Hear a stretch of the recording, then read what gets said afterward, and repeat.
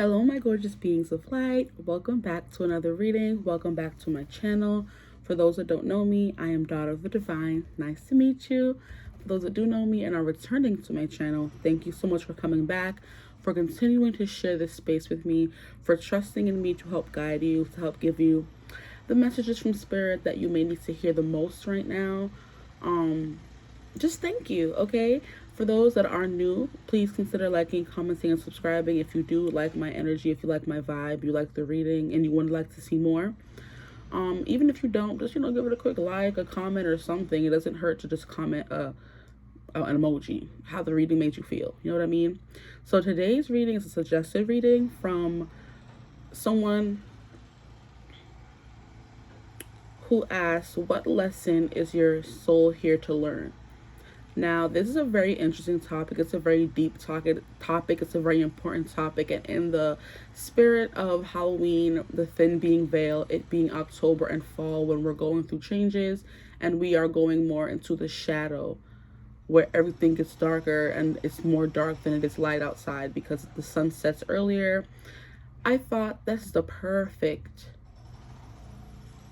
topic, okay?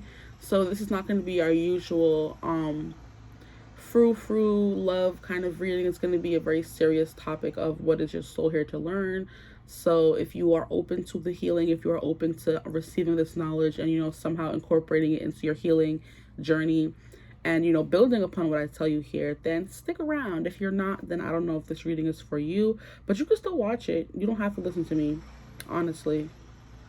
Who am I? Okay, so for group 1, I chose markers today because crystals didn't feel right, you know what I mean? So we're going to go with this marker, and what I did when choosing these markers is I took this big pack of markers that I'm sure I've shown you before. It's my cousin's, I believe. It's this big thing of Sharpie markers. I closed my eyes and kept putting my finger over them just like I felt the need to stop. And then, so these are the 3 colors that came out. I'm already receiving messages from them, honestly. So I just want to get into it. So I hopefully don't forget what I'm hearing from each marker. So, group 1, group 2, group 3. The timestamps will, of course, always be in the description box. Like I said, if you like a personal reading, you can always get in contact with me using my email in the description box below, or just DMing me on Instagram, and I'll try to get back to you as soon as I can, because I'm not really on Instagram as much as I like to be, which is a good thing, because social media isn't all that good, you know what I mean? But yeah, I hope you enjoy the reading, and I will most definitely see you at your pile. Bye. Hello, my gorgeous group 1s. Today we are getting back into the groove of free pulling, okay, because I haven't done it in forever. And I felt the need to do that for this group here. I don't want to have pre-pulled piles because I want to free pull and get back into that kind of vibe, like getting the messages as the cards come out, okay? So I'm going to clear your energy just a tad bit to make it a nice clean space for us, for you guys, okay? This is the topic of what your soul is here to learn. So before we get into the tarot, I was already receiving messages from the marker here. Now, this is a greeny yellow, more yellow than anything, type of marker. And yellow is sacral chakra, which has to do with our confidence, what lights us up, our basically the creative aspects to our soul. When we're going on this soul journey, each of the chakras kind of plugs us into different parts of our soul journey. And this is the journey of having the confidence to go after what you want, to having self-love, you know what I mean? To believing you can attract anything to you, because the sun has everything revolving around them. It has that magnetic, energy field around it. So we just revolve around the sun, essentially. This little part of the universe that we're in, all the planets revolve around the sun, including Earth. So it's like, and the sun is our most, it helps, perpetuate life on Earth, essentially, okay? So the sun is there to give us warmth. It's there to help the flowers grow. It's to help to keep, itchy. See, I always start getting itchy when I'm into channeling. So if I start itching, don't think, okay, anyway. Yes, the sun is someone who's very vibrant, who's supposed to be very fun. Basically, what I'm trying to get to is that the sun is meant to stand out, okay?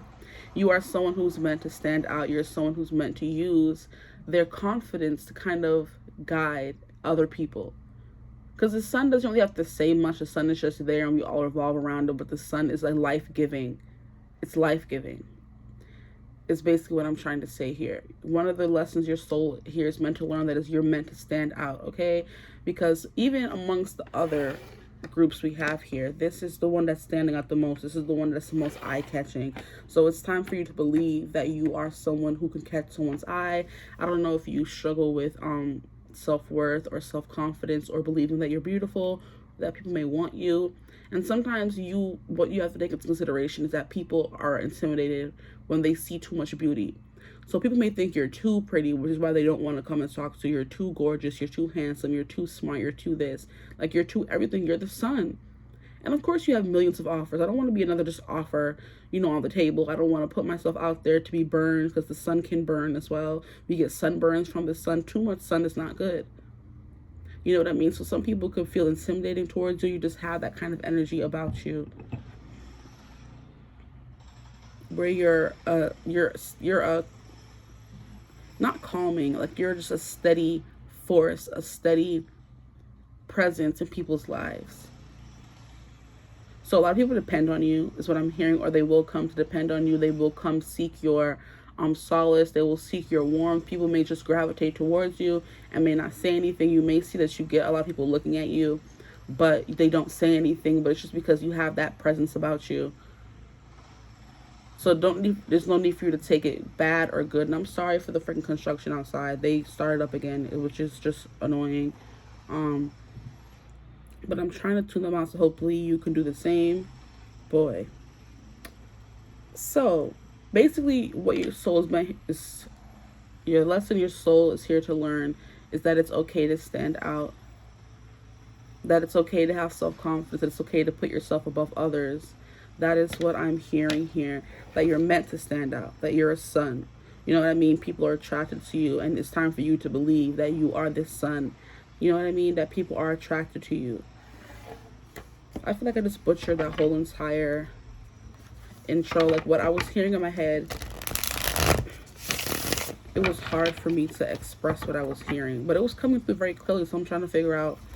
And sometimes I feel like I don't say what I want to say clearly, and I watched the video back and it was all right. So I'm gonna not put too much stress. I'm using the Muse Tarot I remember, or that I hadn't used it in a long time. And this is a new deck. So I'm like, it kind of got lost in the sauce of all the other decks that I was buying. Lord. I love that I complain that I have too many decks at this point. So what lesson is your soul here to learn, please? What lesson is your soul here to learn? Knight of Emotions. Yeah, to be more emotive, to be more expressive. Like I was saying, you're someone who's very expressive. And people just revolve around you. People just gravitate towards you. And that's something that you need to accept and realize. So we have Knight of Emotions. It's okay for you to express yourself. You need to learn to be able to be more, not so reserved, not so to yourself all the time, not an island by yourself. Because I'm getting the visual of like an island in the sea, just like a small island by itself. There's no one really on the island. Like it's time for you to be more social kind of vibe here. Instead of being so to yourself all the time, it's time for you to go out, because people are gravitate towards you. So whatever you may like, use that to your advantage is what I'm hearing. So for some reason you want to be, what is it called, your own business, your own boss, or you want to be an entrepreneur and start something, but you feel like, oh, nobody cares what you have to say, and nobody's going to listen to you, or nobody's going to watch your stuff, nobody's going to read your stuff, nobody's going to care what you have to say, essentially. It's all a lie, and it's all in your head, because you are this person who naturally attracts attention. You naturally attract viewers, people who are interested in what you have to say. But some people are scared to get too close to you. They feel like if they touch you or they get too close, they're going to burn or combust into smithereens. So you could come off as someone who's very, you mean mug people. Like, you mean mug people. And your soul is here to learn that it's okay to be soft. It's okay to be emotive. It's okay to be expressive. It's okay to wear your heart on your sleeve. It's okay to, what is it called, go after what you want and tell someone how you feel. Like, because this, if you feel like you're someone who you want to be in a relationship so bad, and you feel like you put out the vibes to be in a relationship, but nobody kind of like you're throwing out the bait, but nobody's clinging so you can reel them back in, it's because you're putting on this cold exterior, and people are like, or you put on this hot under the collar, but not in the way that we usually, take that phrase. It's kind of like if they get too close, you're gonna cuss them out, or you're gonna burn them, or they're just scared. So one of the lessons your soul is here to learn is that it's good, it's cool for you to be more emotive, because people see the layers that you have. You know what I mean? People see you as someone who's free spirited, someone who's loyal, someone who's very intelligent, but then also it intimidates them to the point where they're too scared to make, any advances towards you. So it's okay to be more expressive, to be more emotive, is what I'm getting from this card here. Now we have the Devil.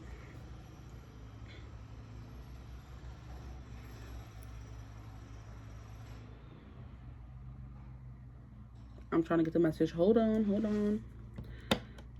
I'm getting the vibe, because I want to say that I'm hearing or that I'm seeing, but it sometimes comes through as not something that's tangible that I can tell you exactly how I'm feeling it or knowing it. I'm just have to tell you. It's getting the vibe of that sometimes you let toxic situations kind of take over your life. So you're someone who, you go through one bad thing and you let it ruin your whole entire day.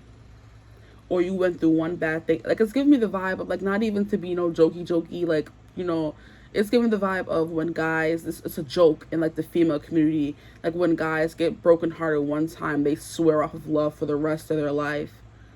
You know what I mean? And say, oh, I got hurt in 8th grade by this girl who didn't want to take my flower, or didn't want to say yes to me to be my girlfriend or whatever. And because of that one little heartbreak, they're letting it keep them back from doing anything else. So, like, one little rejection, one little person saying no, one person telling you you weren't cute, or that you were too chunky, or that you were too skinny. You let that rule your entire life and let it close you up. So you're in your shell here with the shell. Like, you let one little thing affect your whole entire life and how you acted from that moment on, which is, like, I don't want to say there's anything wrong with that, but it's hindering your progress and your growth, because you're meant to do great things here, and you shouldn't let that one little thing stop you from shining bright.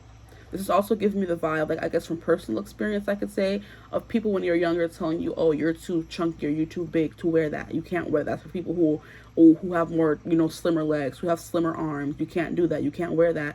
That doesn't fit you. Like, stuff like that. Like, when you're someone who's bigger, people feel the need to comment on what you can and can't wear, like you ask them. You know what I mean? And then that dims your light, that dims your shine, that messes with your confidence in your head. And now from that point moving forward, that point on, you're constantly second guessing yourself, like, oh, maybe I shouldn't wear this.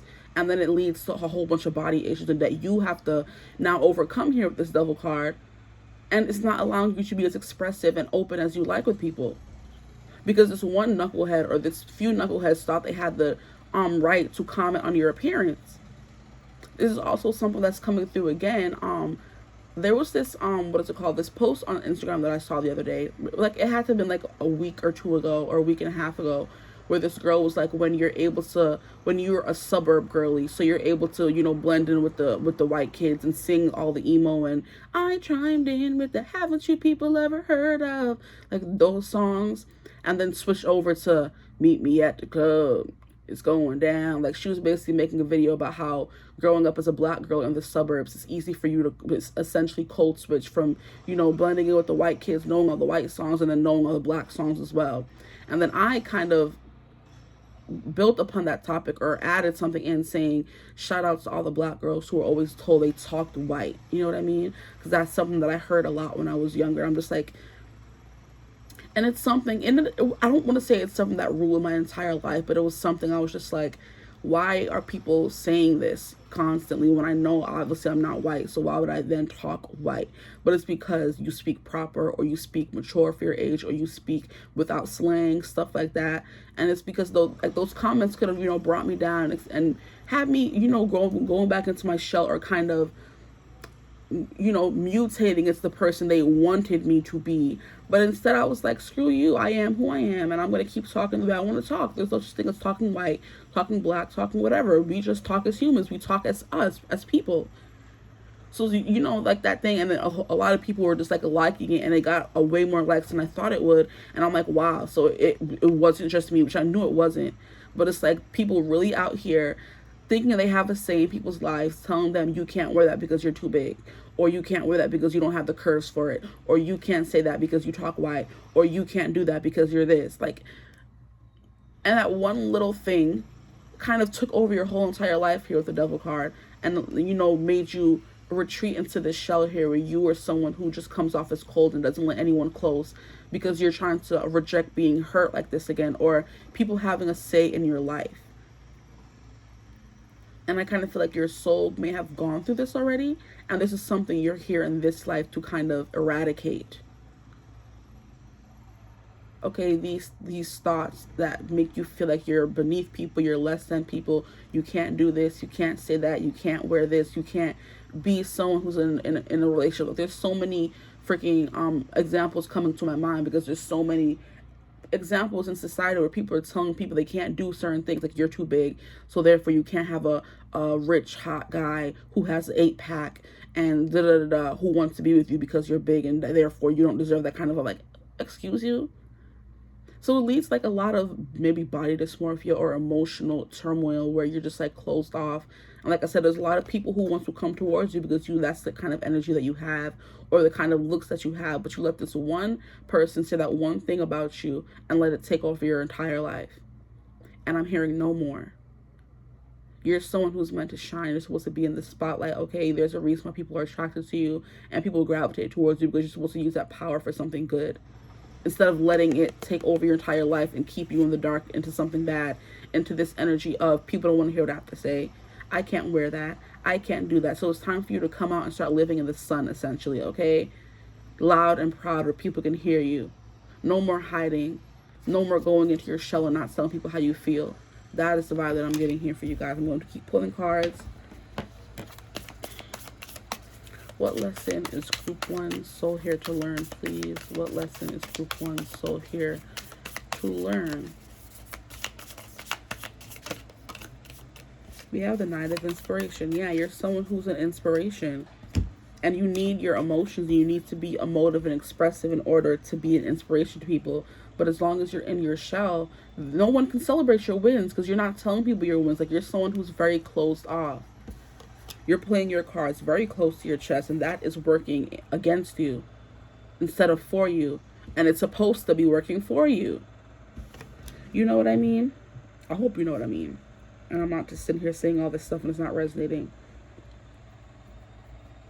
It's like the Knight of Inspiration. You're supposed to be someone who doesn't second guess going after what they want, who doesn't second guess someone attractive wanting them, who doesn't second guess someone wanting to actually get to know them and date them for real, someone who doesn't second guess people wanting to hear what they have to say, second guess wearing that outfit, second guess going on that trip, second guess walking up to that hot guy and talking to him, or the hot girl. Take it how it resonates for you. This is the kind of energy you're meant to be in. Your soul is here to learn that you're the Knight of Emotions who wears their heart on their sleeve, and you're the Knight of Wands who doesn't second guess going after what they want, or, you know, getting this thing or going after this thing. That's the kind of energy that you're here to embody, essentially. Like, you're not starting off as a page of this. You're someone who's experienced in this and dedicated. Because when I think of knights, I always think of someone who's dedicated. Because knights are dedicated to the people they work for, the kingdoms they work for. They're willing to die on a sword in order to protect and serve. You know what I mean? But it's kind of like, sorry, my nose got really itchy. Which is why this Devil card is here now, separating these energies from becoming one. From you being someone who's confident and doesn't have a problem expressing their emotions. Instead, you're coming off as someone who is giving hermit energy, but not in the way where you're, you know, furthering and you're introspective and you're learning and you're healing. It's just like you're a block being closed off, keeping everyone out. And a block a rock does not, I don't want to say it doesn't nurture life, because it does. Like, it's not pliable. You can't get through it. Like, the example that I got, thank you for the clarity, is We're comparing a rock to soil. A soil is where plants grow. It's, movable. You know what I mean? It's fertile. Things can grow from soil. Now, if we have a rock, I understand, like, oh, what is it called? Some flowers can grow through rocks, but there has to be soil underneath that rock or in that rock in order for the plant to go through. A plant is just not going to grow from a rock, soil. You know what I mean? Idealistically, unless someone will say, oh, I am not no, what is it called, geologist, to tell you that there's rocks. No, I'm just telling you from what I know and the information that I have right now in my 27 years of age. A rock cannot promote life. A flower can go through a rock, but it cannot grow from a rock, is essentially what I'm saying here. You need to be pliable and movable and rich and enrich your life and enrich yourself like soil, so something can then grow from that soil. So if you want to be a rock the rest of your life, nothing's going to grow through you, from you, or nobody's going to be able to get through a rock, okay? Unless somebody's going to come and, like, bang you against the another rock. And then sometimes it doesn't even work. But if you're soil and you plant something, it's going to grow. It's basically what I'm saying. Be the soil, not the rock. Okay. So instead of growing from these things, you're someone who's coming off like a barren planet is what I'm hearing. And I think I also used the reference of an island all by itself. Like an island in the sea all by itself. There's nobody coming to visit the island. Nobody even knows of the island. It's an undiscovered island. I'm sure there are hundreds of islands out there that haven't been discovered, and that is what you are coming through as, an undiscovered island, a rock or soil that hasn't been able to bear any fruit as of yet. And it's because you're holding yourself back with these limiting beliefs, which is what the devil card can represent here. Beliefs that are kind of like blowing up your life and burning you from the inside out, but you're not letting it show on the outside. Or this could represent you needing some kind of professional help, or needing to go to like maybe a therapist or psychologist and ask why it's so hard for you to express your emotions and how you feel, because you have some repressed emotions that you may not have healed from childhood. So like you're not rejecting, you're trying not to, or staying away from the help that you know that you may need. Or maybe you don't even know you need help, but I'm telling you that you may need some help to get over these repressed emotions that are coming through in these cards here, where someone told you something and you let that rule over your whole entire life. What lesson is your soul here to learn, please? I'm hearing that it's okay to ask for help. That it's okay to be vulnerable. It's okay to be open. It's okay to be honest. Like, that is something that I find is becoming a lesson that a lot of people that I've been talking to or interacting with have been going through, where like I just made a community post before, like I'm posting a video right now while I'm filming, and then I posted a community post. I just reached 88 subscribers, 888. So thank you guys for that. But I was making the post and I was like, I didn't think my channel would like reach anybody. I didn't think I would actually have subscribers, but I was still here talking to essentially maybe myself every single day, and it actually led to some prosperity.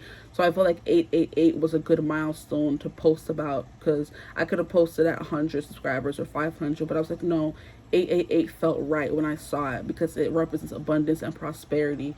You know what I mean? If I never started this channel or put myself out there, even though I was fearful I may not even get any attention or any subscribers or anybody who would care what I had to say, I still put myself out there, and it's, I'm making progress. I'm not where I would want to be, essentially. I don't even know where I would want to be, essentially, but I just know that this is what I feel called to do, and so I'm going to do it. And even with fear in my heart, I still went forward, with confidence, with determination, with hope, with the pure heart and pure intentions to help the collective to do this, and it's getting me somewhere. So I'm saying all that to say that it's okay to go after what you want. It's okay to dream big, dream loud. You know what I mean? And dream true to you and true to your heart. What does your heart want with this Knight of Emotions? Your heart wants to go after something, but you're entrapping it in the shell here. Like, no, we can't show our emotions. We're not safe. And you have to figure out, why do you not feel safe? Is it something that happened in this life? Did it happen in another life? Like, you have to get to the bottom of that, because there's a whole bunch of layers here that you're kind of ignoring and stacking on top of each other, layer after layer after layer. So it could be years of hurt, generations of hurt and trauma, and it's just like you're not healing it, and it's supposed to end with you. It needs to end with you here before you let it go on and what is it called? I'm hearing the word just came and left. Before you let it go on and contaminate anybody else.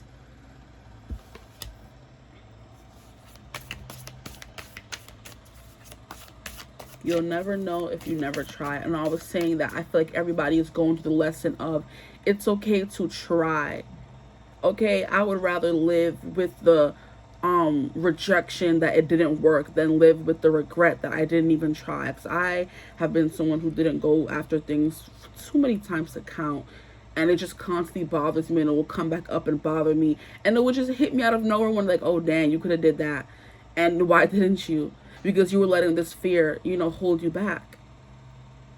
And it's just like, I feel like it's a theme that is ongoing that I keep finding coming up again and again and again recently, that it's okay to go after something. It's okay to jump into a relationship. And if it doesn't work out, that was a lesson for you to learn. There's no need for you to hold yourself back from doing something because you're scared of what is going to happen. It's all about the destination. I mean, it's all about the journey, not the destination.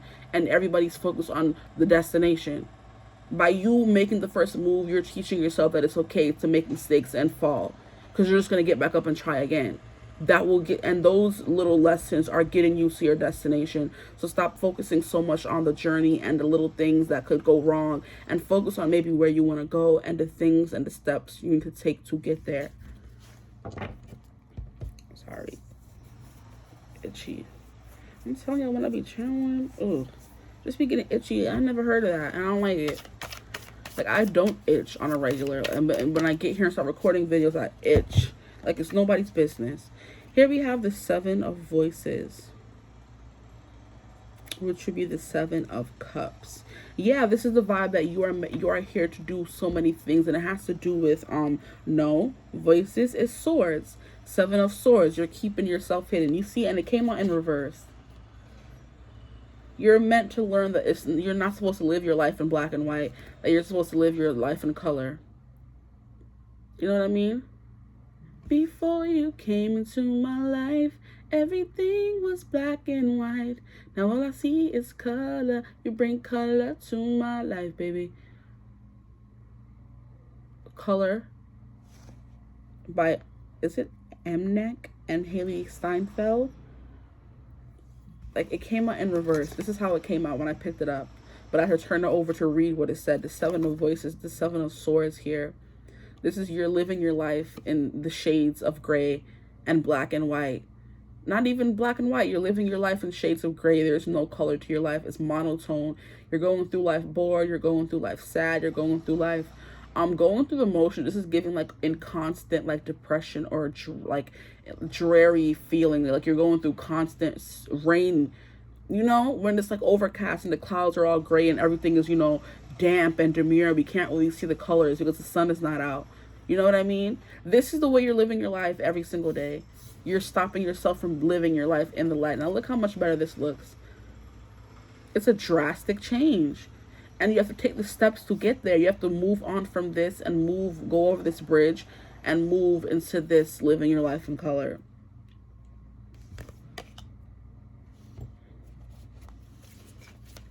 What lesson is your soul here to learn, please? Yeah, I just keep hearing you have to be more emotive and be more expressive. Now here we have the 6 of Voices. This is the 6 of Swords. So yeah, you're supposed to move from troubled waters. These two are giving me the same kind of vibe here, where, let me put the cards down. You're moving from the drab and the monotone and the sad and the dreary into the color. And the 6 of Swords is someone is getting help, because this big old lady who's freaking 100 times his size is helping him over these pointy, let's look at them as blockages. It's helping them over these pointy blockages here and taking him to the other side safely. So you're being led. Okay, this is what your soul is being led here to learn. to, you know, move. You have help to move over these obstacles. There's no need for you to stay stuck on the other side when you can get the help that you need to move forward and move on to the other side, to get to the other side.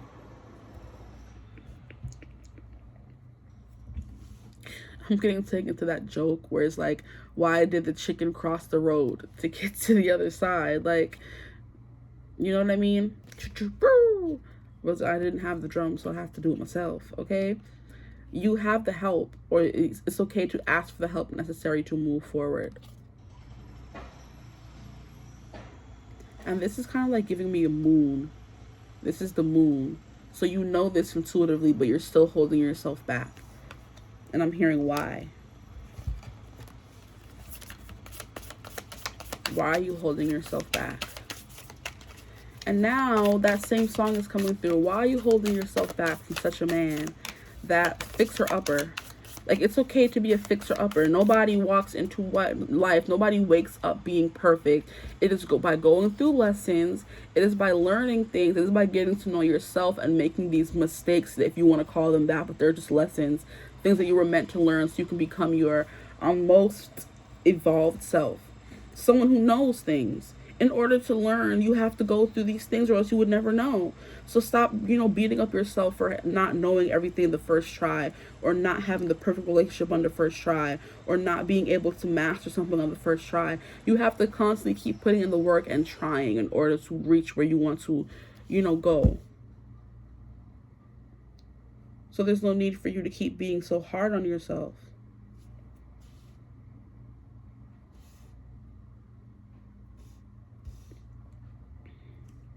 With this double card here, it's definitely giving me thoughts of you thinking that you're not worthy, that you don't deserve certain things, that you can't go after certain things. Okay? And here we have the Ten of Voices, which is the Ten of Swords. Look at how she's so broken up, how she's so sliced apart. This is someone who is, you know, living their life in pieces, keeping, I'm hearing integral or important pieces apart from each other. So in order for you to, like, you're disjointed,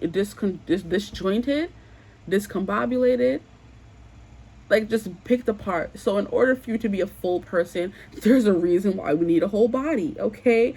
Because our mind is supposed to tell the rest of our body what to do. If your head is detached from your chest area here, which would be probably your heart chakra and your your solar plexus chakra, and that is disconnected from the rest of your body, which is the root chakra and the sacral chakra. It's like, how are you supposed to be functioning as a whole person if your body's all disjointed and everything is separated from the other part? So that's what I'm saying here. You're separating yourself. This devil, these thoughts, these feelings, are how you feel about yourself is definitely separating you from, you know, living your life freely and in color with these two knights. Being brave, essentially. Because like I said, knights are people who are brave and who protect and serve and are willing to put their life on the line, on the sword, for the people that they are, you know, they dedicate their service to. So there can be like a thing here about service, where you're supposed to be of service to other people. But if you're not learning the lessons you're supposed to learn, how are you going to be of service to anyone else? Before you came to mind. Like, everything is disjointed. You're feeling like you're not even a whole person. Like I said here, you're feeling like you're living your life in the dark and you're not being able to fully express yourself in color. So it's giving, there could be some people who are still in the closet here who haven't fully come out as an LGBTQ plus person yet.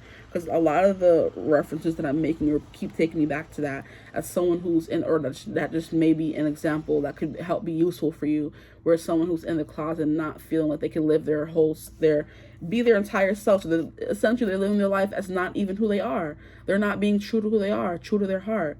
True to your heart. You must be true to your heart. You know what I mean? And that song was coming through also in the community post that I made today, where you have to be true to your heart. Follow your dreams. Do what makes you happy.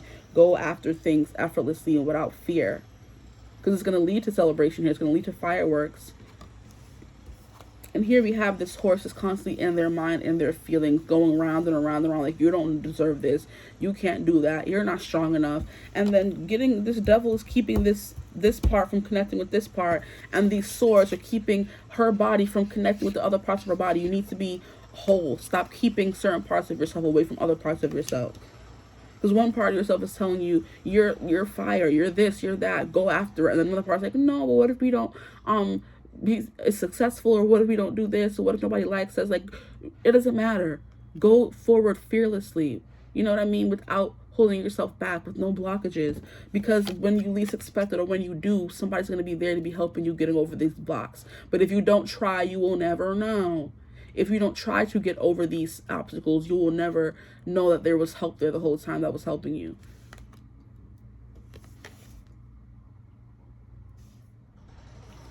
This goes here. What lesson is their soul here to learn, please? And then we have the, okay, they don't want to come out. What lesson is their soul here to learn, please? And I haven't even pulled any of the oracle cards. Sure. Yeah, this was the card that wanted to come out. Okay, thank you.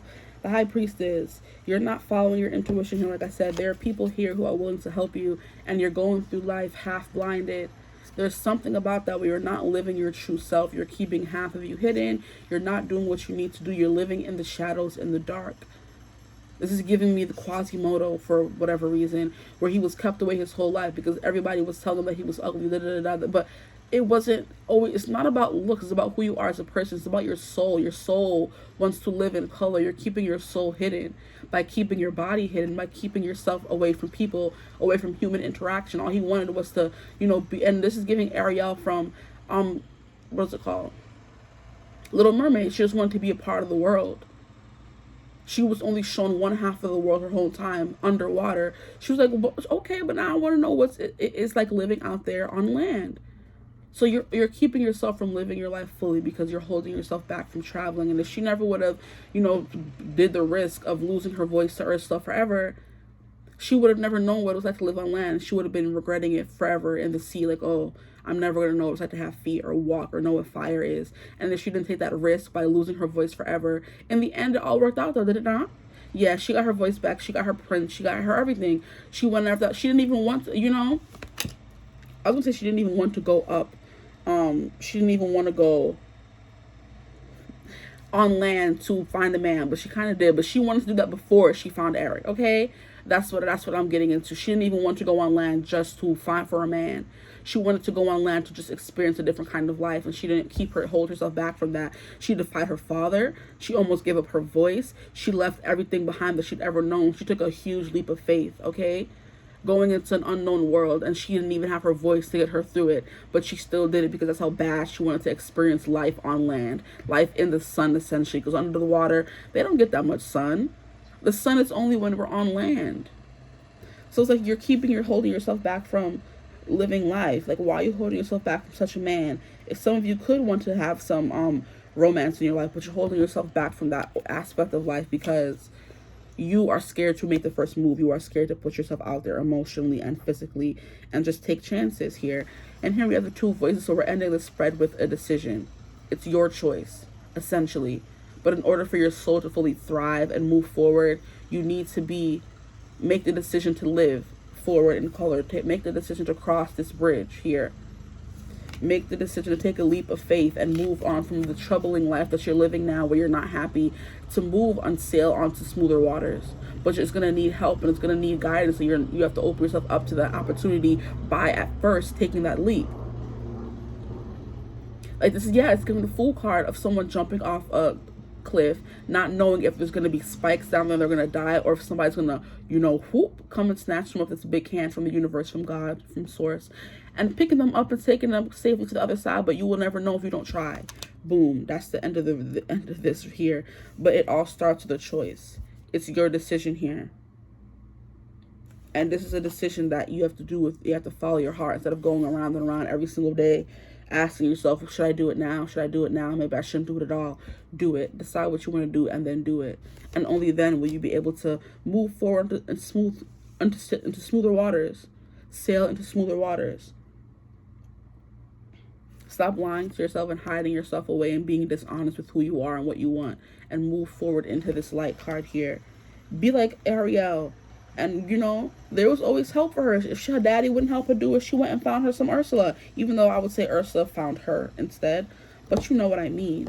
Where there's a will, there's a way. If you want to do something, there's a way. You know, you'll find a way to do it. Or the way will find you. But you have to first make the decision to do it and start trying to do it. So now we're going to get into some oracle cards here. I have a lot to go through, so we're going to try to hurry this up. Okay. I might just pull one from each deck. Just pulling, oh, okay, so 2. So the first card we have here is Divine Gateway. That's what this 6 of Swords is giving me. And that's what this 7 of Voices, you know, this is a gateway, this is a door leading you into prosperity, leading you into the light, leading you into this here where you're attracting more energy and attracting more attention and not shying away from it or running away from it. And my nose is acting crazy right now, so I'm taking all that as confirmation. That's what your soul's here to learn, to live life in color, okay? That song, all I see is color. You bring color to my life. You want to live in color. And there's a divine gateway. Your mind, this high priestess card here. You know. Like deep down, you know what you're meant to do, but you're letting fear hold you back.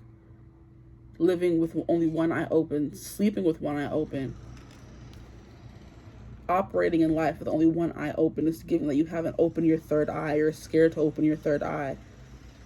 You don't want to live the life, you know, you could be a high priestess, you're scared to live that life. And you have this divine gateway where you're able to communicate with spirit directly. You're just like, you know what, I'm too scared to be doing all that right now. But you have to trust that this is your path.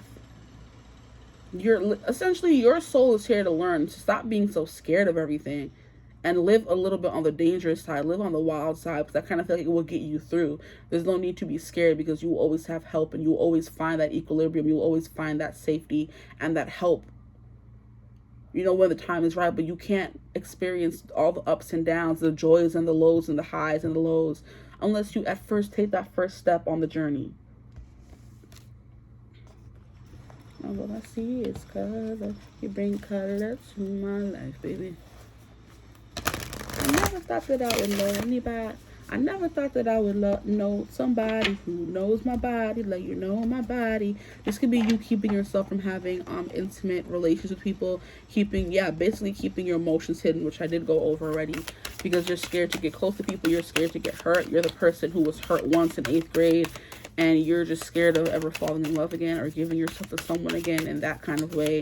But you need to trust that the person who is meant for you is out there. And then we have 34, which comes up to 7, and 7, which is divine gateway. So 77 is coming through here, which is the number of divine. It's the number of source. It's the number of being tapped in and tuned in, besides 1111, which is, you know, awakening. But you probably already gone through that awakening. Now it's time for you to move deeper into that divine energy source. I'm hearing. Tap into that source.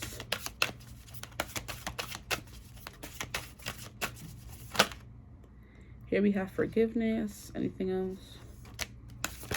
Okay, that's what I was waiting for. I want to get a good few cards. Like, I feel like I haven't used these cards in forever. I abandoned them. I'm so sorry. So here, forgiveness is the first card that came out, okay? So it's time to forgive yourself for not taking action. There's no need to play the blame game when you hear these kind of messages. Oh, I should have started sooner. No, you are where you're supposed to be. You know what I mean? Forgive yourself from where you are right now. Forgive the person you were in the past and just move on. Start today. Do something that's out of your comfort zone today. Start writing down what you actually want. I feel like a lot of change is coming your way regardless of when you're watching this video, because we are moving into eclipse season, and the first new moon Libra eclipse is happening on Friday, I believe, the 14th. And that's going to be bringing in a lot of change, because eclipse seasons do bring in a lot of change. So whether you're watching this right now when I post it, or years down the line, or whatever, big changes are coming your way, because that's the energy we are currently in. And like I was saying, the veil is thin because we are in October as well, which is spooky season, which is the energy of, you know, Samhain coming closer and closer. So it's just like, that's what this is here. Forgive yourself. Maybe start something new or come out of your comfort zone. Or maybe you're going to, you've been feeling called to and urged to more than ever lately. Whether you, like I said, you're watching this during eclipse season or not. You've been feeling called to move forward faster and faster and more. And that's why, because this eclipse season is making things happen that are beyond your control. Like, it's like, you know, like if you don't want to do it, if I'm gonna do it, you know what I mean? That's what spirit is essentially saying to you. If you're not gonna do it, I'm just gonna do it. I'm gonna make it happen. And here we have action. Like I'm, as I'm saying that, like if you're not gonna do it, I'm gonna do it. This action is gonna be, you know, made in your life. That's gonna be it's not going to be forced on you, but something is going to be placed into your life that is meant to force you to grow, essentially. It could be a soulmate who triggers your feelings so deeply that you can't hide from them anymore. Or this is someone who, where you're like, it's giving like the vibe of like, you know, in those movies where there's the wallflower girl who can't sing or who doesn't know how to dress or is scared of her body, or like the typical nerd who wears glasses and therefore she's not attractive. It's kind of like one of those transformations, you know, in the movie where they go to the montage of the girl taking off her glasses and actually doing her hair and dressing better, or the girl who can sing at home but can't sing in real life, and she's given the opportunity to sing on stage in a tournament or something like that to showcase her abilities, or someone who can't dress or whatever, being picked up and like, oh, you're the only person we have left, so you have to model this outfit for us. You're just like, no, I don't have the body, I don't have the talent, and you're just like, we need you, we have no other choice, that you're gonna do it or not. And that split second, you have to make the decision whether you're gonna do it or not. This Two of Swords coming out here, a decision is coming up where you're gonna be guided to take action or to not take action. I kind of feel like you're gonna take action. I feel you are, because it's gonna lead to happiness, and this happiness is what you want, this living in the sunshine. And it could be this partner, because we have two dolphins here.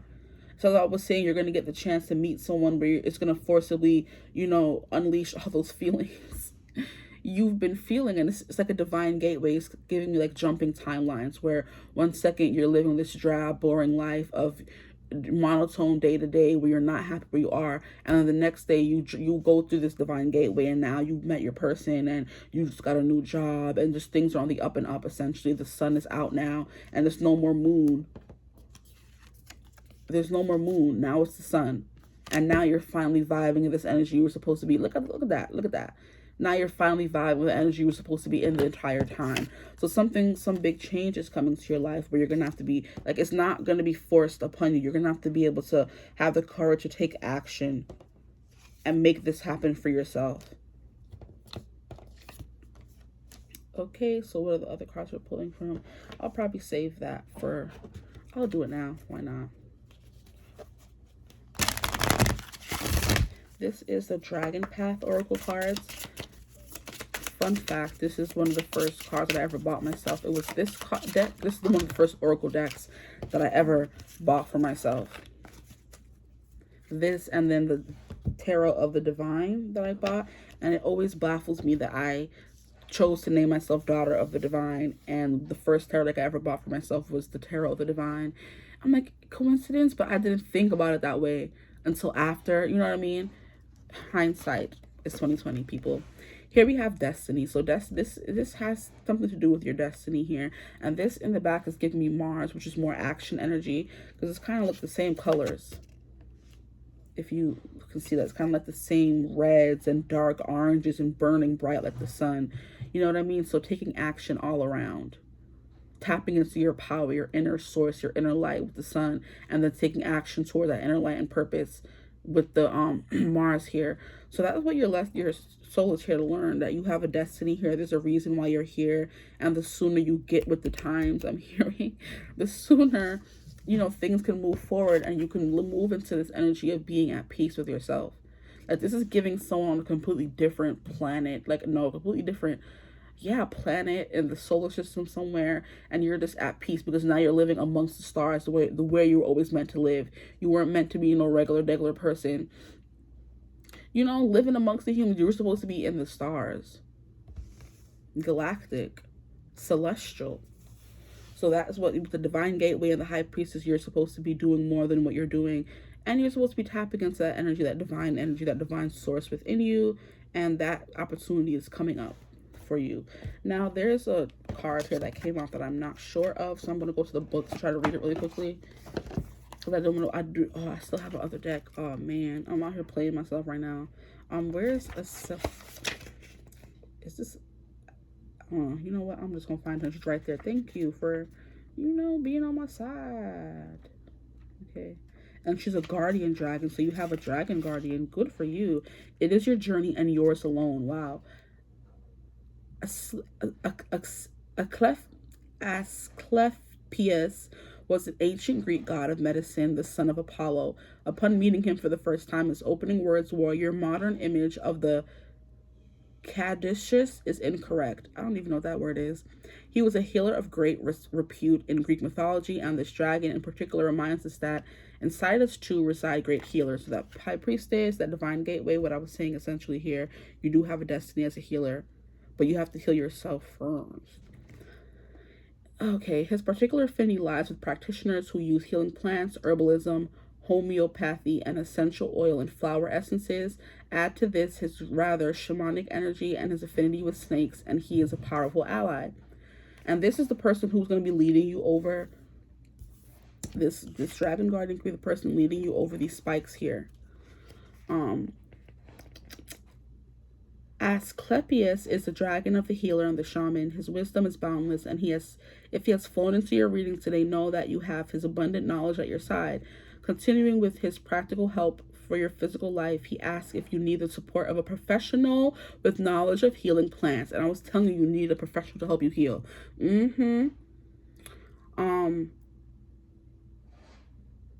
Or if it's time for you to undertake a training in one of the areas mentioned above, or indeed shamanism.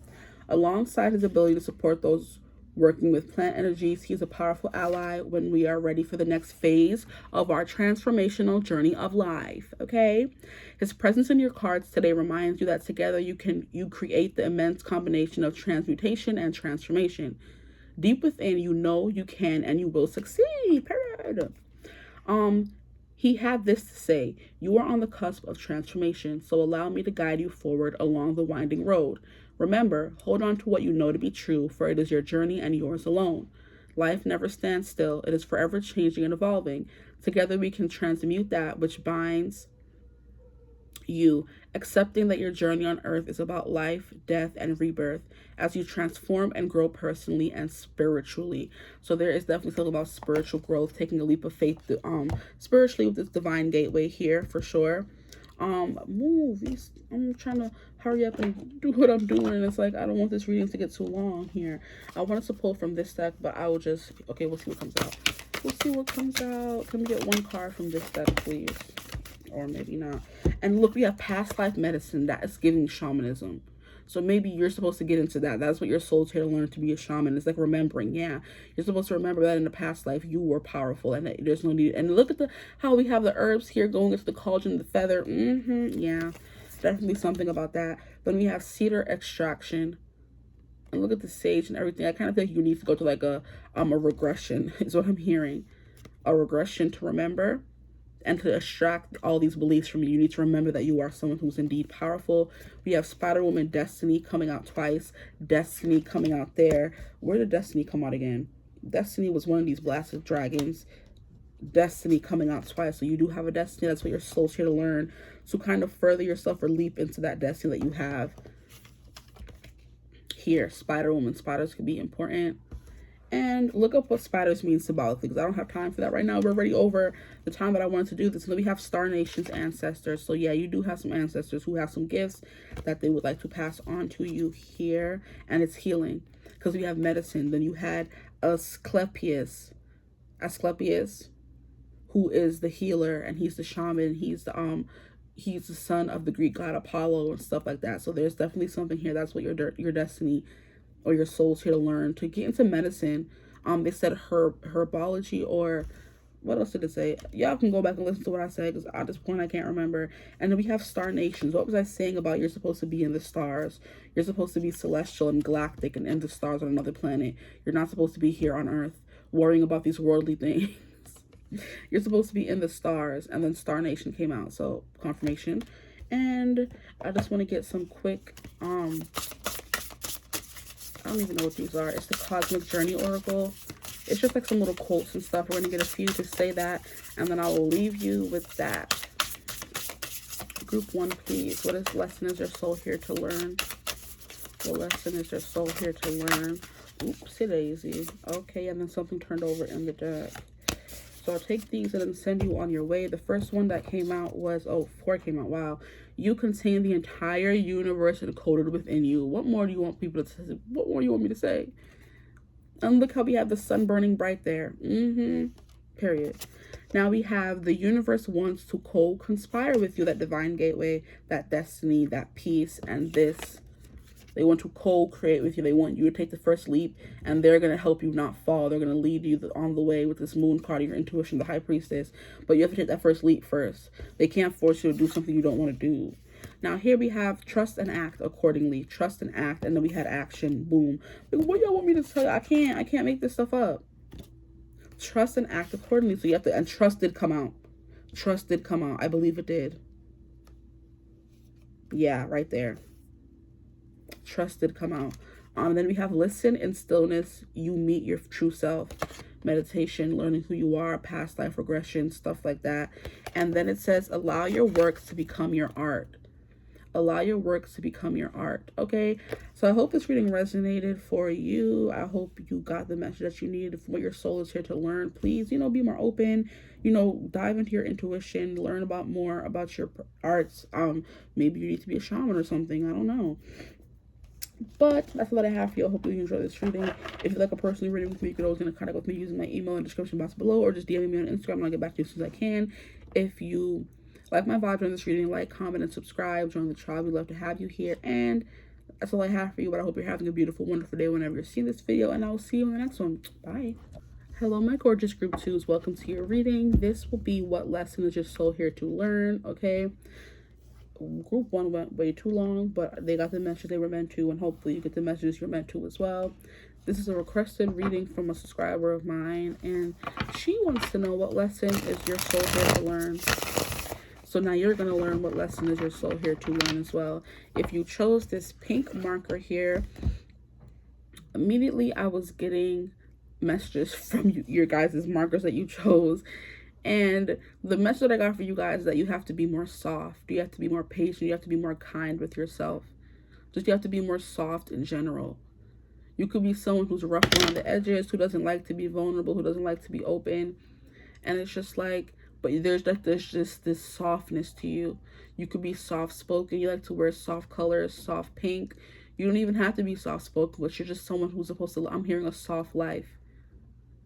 Your soul's here to learn how to live a soft life. It's given that you've lived many past lives where you have had to go through a lot, okay? You have had to always be hustling and fighting. I just saw 111, so a new beginning, something starting anew. You've always had to be, put through the ringer, essentially. And in this life, your lesson is that your soul is here to learn is that it's okay to live a soft life, to live a quiet life, to not always be in the mix. You may be someone who's very introverted and likes to be by themselves, and that's okay. Yeah, I'm just kind of soft. That it's okay to be, I'm hearing it's okay to be soft. It's okay to be spoiled. You don't have to be someone who's so independent and resisting of someone taking care of you. You don't have to be so resistant. I'm sorry, I'm just trying to find somewhere to put that. You don't have to be so resistant of people taking care of you. Be open, be vulnerable, be soft, be intimate, be, I don't know, just more carefree. Okay? So that's what I'm getting from you more than anything else so far with that. But now we're going to get into the cards.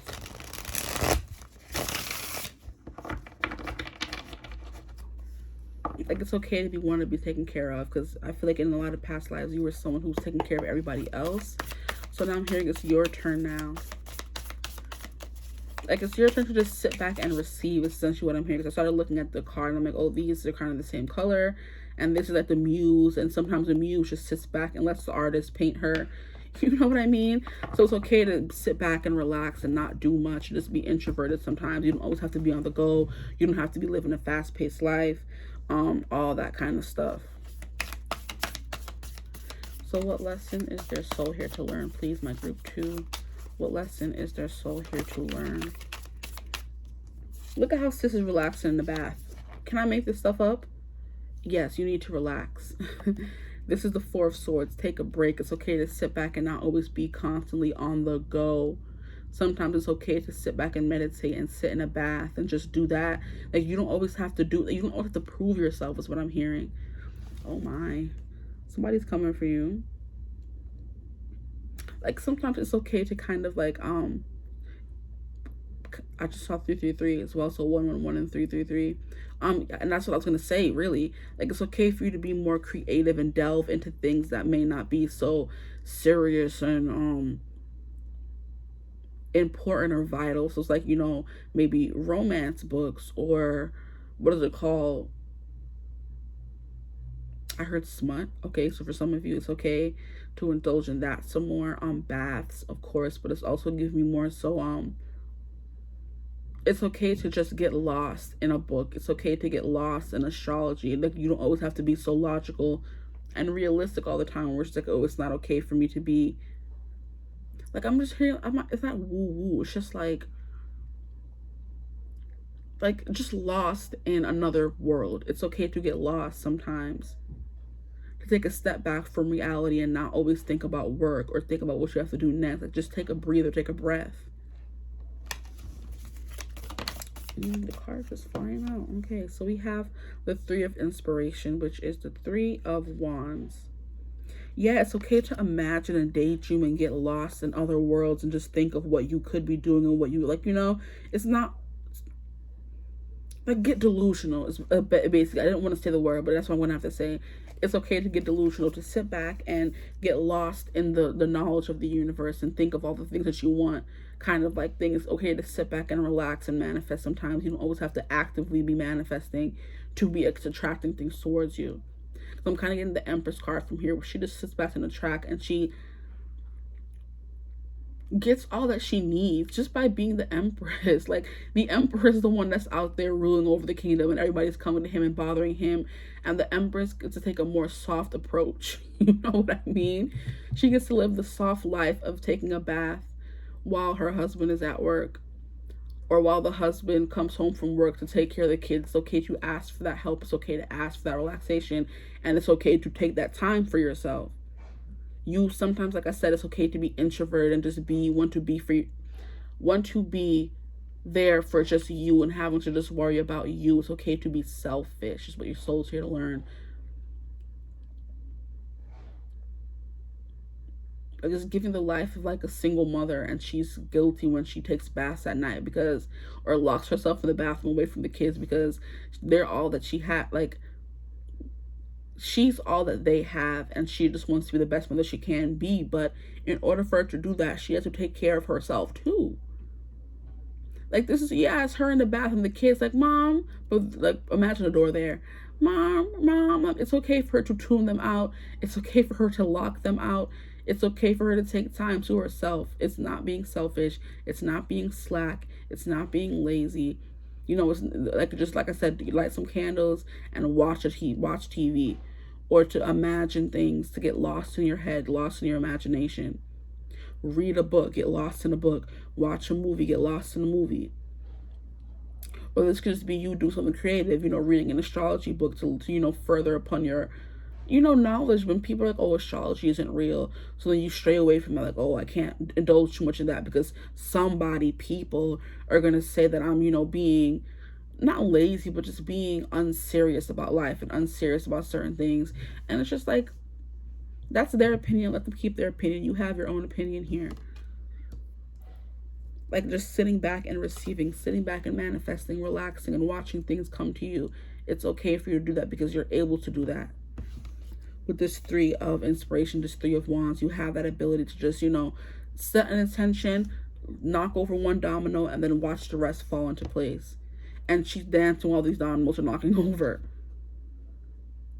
So yeah, it's okay to enjoy life. There's no need for you to always be doing something productive or what people think is productive. Like, what do you think is productive? What do you think is not productive? Sometimes it's okay for you to just to dance, to be carefree, to be light, to be soft, to not always want to be the one working hard for something. to be striving towards this life where you're carefree and letting the dominoes fall where they may and taking baths. This is like giving the rose petals. This is good. Like this is like this. It's okay to be doted on here, because this could be your husband. This could be somebody who's like holding down the fort while you're there relaxing. So your husband comes home from work and you feel guilty asking him to watch the kids because he's the one who's always working. Them's his kids too. Them's his kids too. You didn't lay down by yourself and make them children. So who cares if he's at work all day? Ask him, hey, can I have 30 minutes or an hour in the bath? I don't want no kids knocking on this door. And if a kid come knock on the door, I know you're not watching them. It's okay for you to ask him to do that, even if he's the one that's solely providing. It doesn't matter. You still deserve your peace and your solace here. You still deserve to live this soft life. And a stay-at-home mother is not a soft life, because some kids in your face all day, every day, and you get no relief even when that man comes home. Oh, I wish somebody would. You better come watch your kids. At this point, when you come back home, these are your kids. Watch them. I need a shower. I need a bath. I need to watch a show. I need to read a chapter of my book. I don't care if it's smut. It's not, giving me any kind of knowledge. I want to read it so I can. Okay? What's that Billie Eilish song? I'm not your friend or anything, yeah. They think that they're the man. I think that I'm the man. I think, therefore, I am. Like, she's just like, whatever I think it is. If I think that I'm the man, then I'm the man. Therefore, I am. You know what I mean? If I want to sit here and do nothing all day, I can. If I want to travel the world, 3 of Wands, and be willy-nilly all day, I can. Because I've already set up the dominoes and I'm just letting them fall where they will fall. Essentially, you're someone who's been responsible your whole entire life, and this is also giving good karma. You're having one match lights the fire. Yo, and that's crazy how I was just listening to that song on TikTok last night, and that song came up in another reading, and I was like, oh my gosh, do y'all remember that song from the Disney Channel where they had all those Disney Channel people? It was mainly just Miley, Selena, Demi, and the Jonas Brothers, and they said light a match and send it on. And I'm just like, wow, that came up last night and now it's coming up again. Like, you lit up that one match, and the match will then continue to go lighting up the other match. You already placed down the dominoes, and all you have to do is kick over that one domino and the rest will fall as they may, and you can dance and sing and prance and have a good old time, take a bath, read smut, get into astrology, just lose yourself in the good part of life. I'm hearing the good parts of life. Everything doesn't have to be so serious with you. It doesn't have to be so serious in life. It doesn't always have to be a responsibility. You're always being responsible and taking care of something. Sometimes because you set the pieces up beforehand, you just knock one over and let it, like I said, let everything fall and let everything happen. Like, this could be you deciding to take the day off. And you're like, I'm not going to be thinking about nothing about work. I'm spending this whole day doing what I want to do, what makes me happy, what I enjoy. Maybe that's doing nothing. Maybe that's doing something. But I will deal with what I set into motion then. Right now, I'm chilling. Okay? I want to dance right now, so I'm going to dance. If you dance, that song is coming by through. Don't you give your heart to anyone. Crap. Don't forget who's taking you home and in whose arms you're gonna be. So baby, save the last dance for me. That Michael Bublé song. So it's just like finding this. It's okay for you to want to have a partner or want to be in a relationship or just want to live a life where you're just soft. You don't have to do much. That's what your soul's here to learn. That it's not always the most productive thing or getting you anywhere by always working and putting in energy. There's a reason why there's a balance. There's a reason why there's yin and yang. Sometimes you're supposed to be in that masculine energy doing, and then sometimes you're supposed to be in that feminine energy where you're receiving.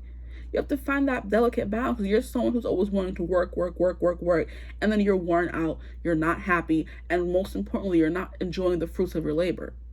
So it's okay for you to, like I said, take one day off of the week besides the weekend, if you already get the weekend off, I don't care. You've already set your dominoes into place, and you're just gonna knock one over, and while you're just dancing and having a good old time, the dominoes are doing what they're supposed to do. So like having someone, like I said here, when the dad comes home from work, you're in the bath time and he's watching the kids, so now your mind is completely free.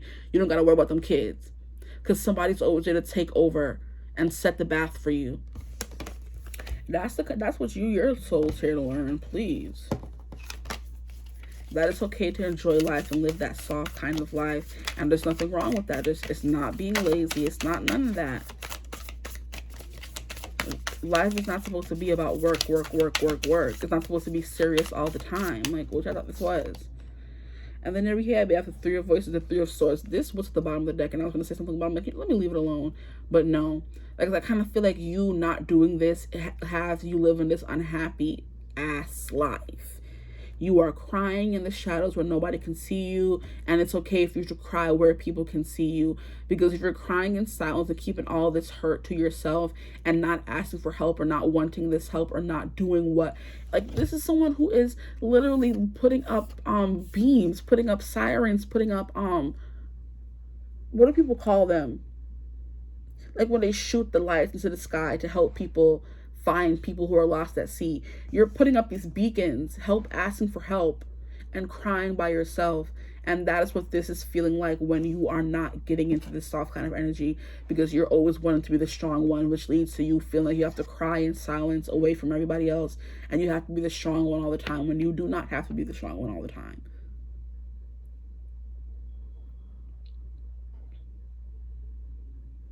Like, and yes, like doing this behind closed doors, because she's behind a door crying and nobody can see her.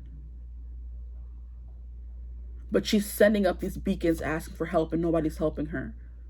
Or she wants to, but she's not making it known because it's behind the door. Now, if this was a wall and she's in her room crying and sending up these beacons, nobody's going to see it because she's hiding them.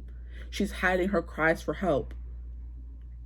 And this is someone who needs help. So you could be someone who doesn't like to ask for help, who doesn't think they need to be able to receive help, because you want to be the strong woman archetype, the strong man archetype.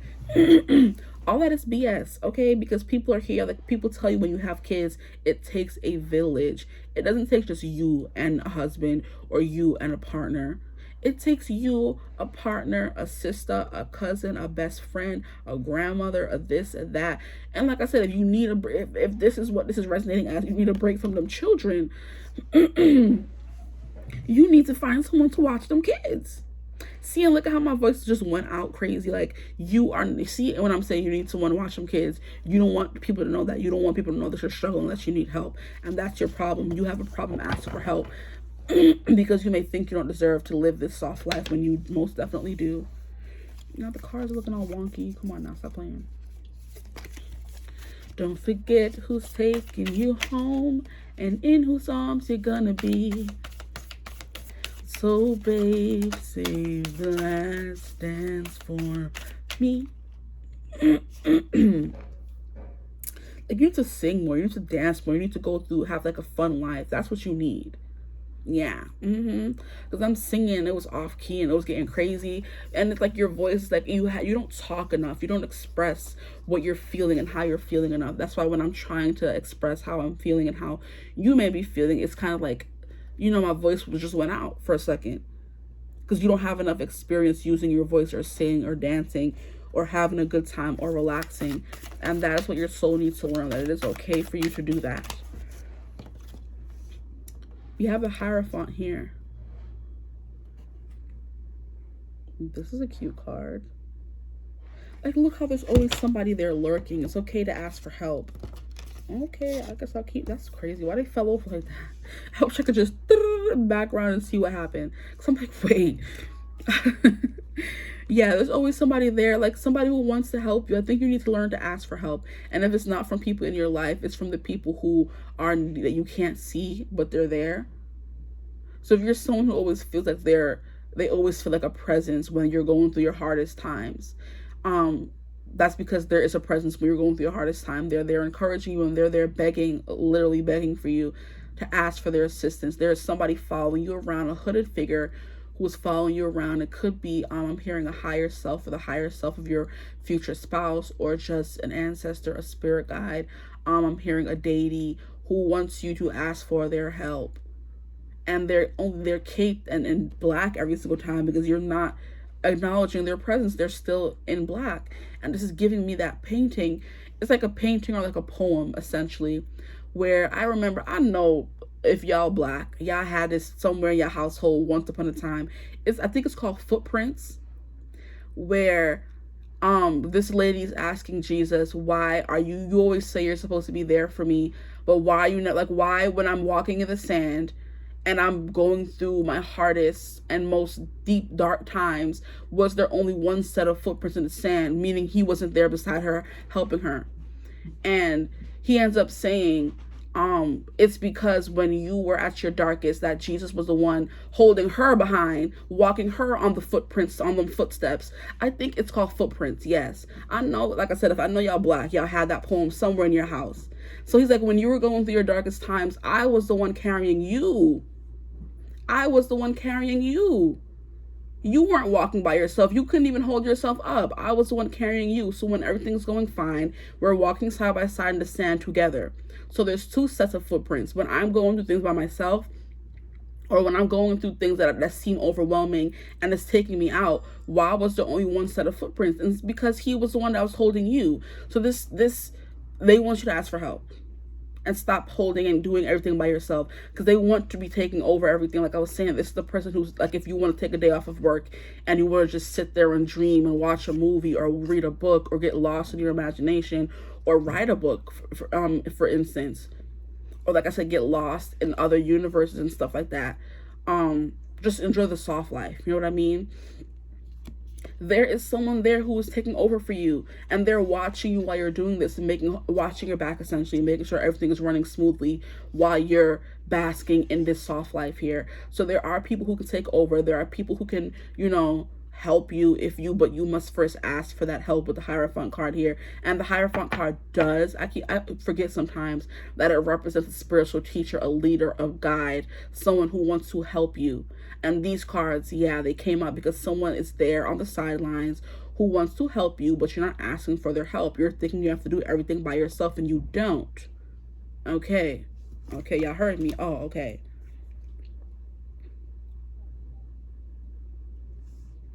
Like, it's okay to light candles and take a bath and just have a very, I'm hearing a lazy do nothing day from Phineas and Ferb. Yeah, and that's what what that episode was about. I'm sorry, because this shirt is cutting off my circulation. One of the episodes of Phineas and Ferb, if you are familiar with what Phineas and Ferb is, and look, my thing says, this too shall pass. Like, you're gonna be fine. This too shall pass, okay? Let me put away the squiggly so you can see it, actually.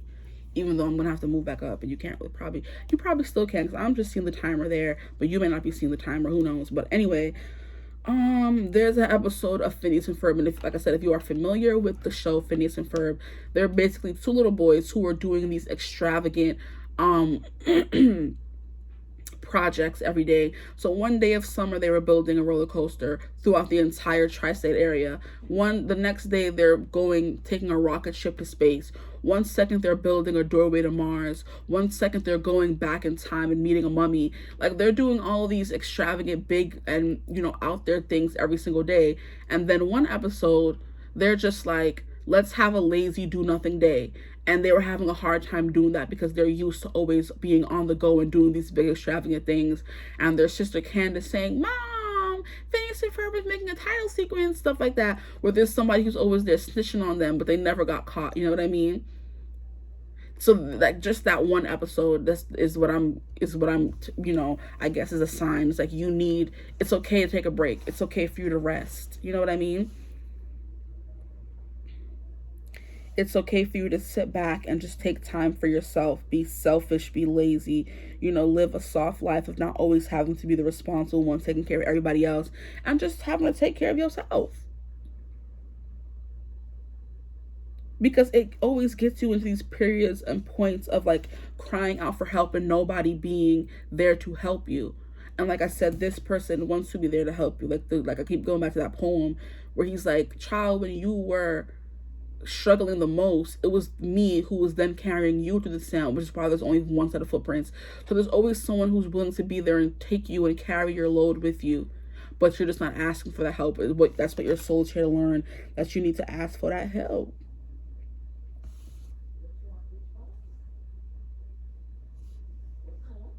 See, it's like, and that's the song that I was singing. Don't forget who's taking you home and in whose arms you're gonna be. So babe, save the last dance for me.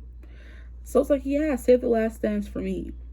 Because when you come home to me and when you're in my arms, you're gonna be in my arms. So you might as well. But this is giving a married couple, for example, who the wife, like I said, he goes to work and works, she stays at home with the kids, and when he comes home from work, she feels bad or guilty or unworthy of asking him to watch the kids while she goes and takes a little break, because she was with them all day.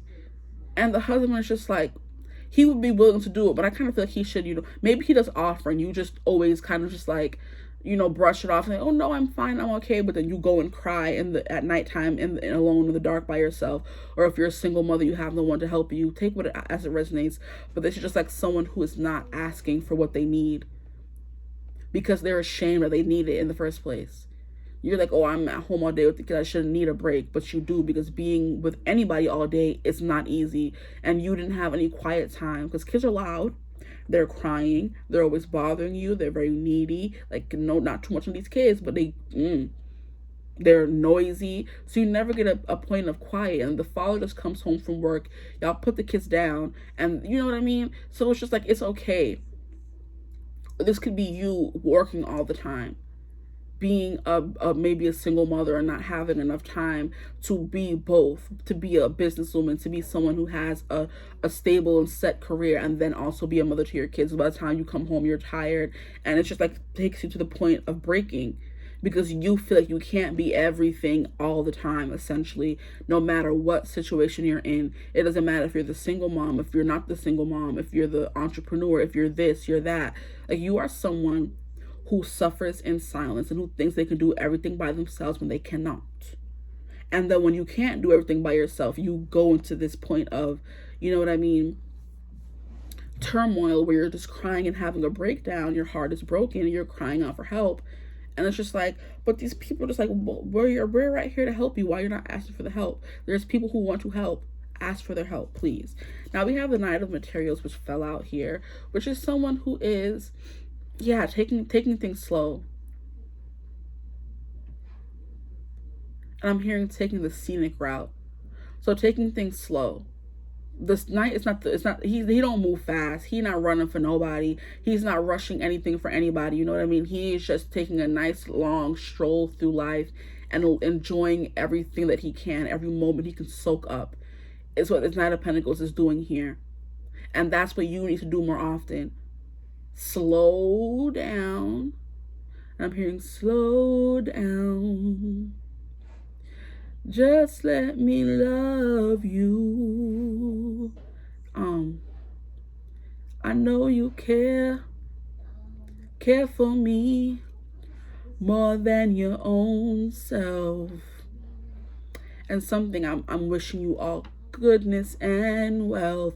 So I do feel like there's someone romantically in your life, in your energy, and that's why I was saying here with this Hierophant card, it could be your future spouse's higher self, who can see things from a different perspective and is seeing everything you're going through, and they're like, dang, she hasn't even met bro or girl yet, so I have to kind of like step in and help her, because that's what your future spouse would want them to do for you. So I know you care for me more than your own self, something. I'm wishing you all goodness and wealth. So someone around your life wants you to be in good health and good life. It could be a spirit guide coming through here. Like I keep saying, higher self. It's someone who is seeing what you're going through in the dark times. Like I said, if you feel a presence around you when you are at your lowest, it's someone who's trying to help you and wanting you to ask for their help, but you may not be doing that. Here we have the High Priestess card here, which is someone who is in tune with energies around them, and they're only seeing half of the picture. So you're not seeing the full picture here. You're not asking for the help that you need. And this card also came out in Group 1 if you felt called to Group 1. So, High Priestess card. You're someone who has all the, like I was saying here, yes, you have all the wisdom and the knowledge and all the escapism of the universe at the tip of your fingers. And sometimes it's okay for you to bask in it. It's okay for you to sit in this cosmic energy, and maybe sometimes you need to just take a step back and get some downloads. So like taking a bath, you know what I mean? Or getting lost in your head, meditating, maybe astral projecting, visiting different dimensions, stuff like that. If you're capable of doing that, or if that's something that you want to get into, this is a confirmation here. Your soul is meant to do things like this, where you're meant to, sit there and absorb and soak in all the knowledge of the universe here with the High Priestess card here, and you don't do that enough. Because it's giving me someone sitting in literally the cosmic. They're sitting in space and soaking up all the energy. And I kept saying like watching movies or watching TV, but she's getting previews. She's getting psychic hits and downloads. And it's like she has her eyes closed and she's watching a movie or something unfold in front of her. So you could have like premonitions where you see things that are happening and coming before they happen, but you don't sit down enough and bask in this energy. So you're someone who has to learn how to do that, because you have this power about you. You have this gift who you can tap into the collective energy, the collective pool, the force, and see things. So instead of you only seeing half the picture and struggling in your life, you have, so it's giving Akashic records. So everything that ever was and everything that ever will be, you have the knowledge and you have the capacity, but you also have the gift to tap into these energies. So instead of living your life with only half one eye open, you can live your life with both eyes open. So then you can realize that things aren't as they seem. You don't have to work too hard for anything. You don't have to do too much to get what you want in life, or to get what you deserve, or for you to be happy. Because right now you're living life half eye open, thinking you have to work. And I'm getting dig and mine the whole way through. The way them damn, what is it called? What do we call them? Dwarves in Snow White. We're working all day trying to dig them diamonds out of the mine. And then they would come home to Snow White and she would have the house all clean. And they just didn't have that before she came along. So you could be someone who works all day and comes home and your house is in a mess and you don't have any downtime, because you come back home and you have to clean. So like I said, going back into that single mother stereotype where you come home from work and you still have to take care of kids, so you never have any downtime to yourself. And they're like, there's another way. Either this job is not for you, you don't have to work so many hours to get what you want, or there's a way for you to coexist in both, paradigms of being the single mother and the businesswoman together. There's no need for you to be working with no downtime. There's no need for you to be working, and then coming home and not being able to relax or tap into these energies here, because you won't tap into them, because you won't give yourself a break. You know what I mean? So there's knowledge that you have at your fingertips, at your eyelids, that you just haven't tapped into yet. That's what your lesson's here to learn, that you have that knowledge to do that. You have the knowledge, I'm here to escape the matrix. And the matrix being that we have to get up every day and work, and then come home bone tired, barely making ends meet, not being able to live this soft life that I've been talking about, not being able to take a bath, not being able to take a day off of work because you're scared you may get fired. Maybe you're someone who's supposed to not be working in the workforce. Maybe you're supposed to make or change that for other people. Maybe you're supposed to be the changing force for those people, and you're supposed to make a business that allows everyone to live that kind of life, that soft life. And what was I saying? Skills of inspiration. Yeah, you're someone who's meant to inspire. So if you definitely were called to group 1, you can go watch group 1. Maybe your soul has many lessons to learn, which we all do. So maybe you can watch the whole video and learn something. Who knows? But yeah, the Six of Inspiration, the Six of Wands, you're someone who's meant to be successful and not have to worry. Look at how her hair is blowing in the wind. This is giving travel. This is giving jet setting. So you're meant to be someone who's traveling the world and not stuck in a 9-to-5 job, is what I'm hearing specifically. That is something your soul is here to do. And you're supposed to have people. What was I saying here with this card here? You're supposed to be able to sit back and relax and have people work for you. And these people could be actual people in the 3D, or it could be people in the 5D, just making everything work out bomb for you, work out perfectly for you to be in this energy of being this high achiever. And this is someone who has people there willing to help them. They have servants. I'm hearing, I have the honor to be your obedient servant. A.Hampt, A.Burr, from Hamilton. There are people there who want to help you, who want to serve you, and you're not allowing them to do that. So maybe you're supposed to live the life of luxury where you have servants helping you, and you're able to, kind of hone into your psychic gifts more, instead of going to a 9-to-5 job and being so exhausted and crying when you come home that you have no time to take a bath and bask in these gifts that you may have. You know what I mean? It's just giving, you working too much, you're not playing enough. You're supposed to be jet setting, enjoying your life, having a good time, maybe traveling and teaching people, going to seminars, being a speaker, being someone who travels the world to help other countries or people from those countries live the life that you've learned. So kind of like you become the paradigm for people. You become I think it is the paradigm. It's taking me to the Flash, where he was at the paradigm of love, and him and Iris's love. They were the paradigm of love. So you're supposed to be the paradigm of helping people figure out that they don't have to work so hard to get what they want and be successful in life. Boom. Okay, one more card that came out.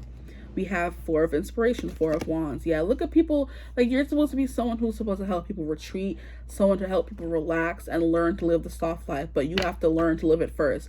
The same thing I was saying in group 1. They're supposed to be a healer to help people heal, but they have to heal first.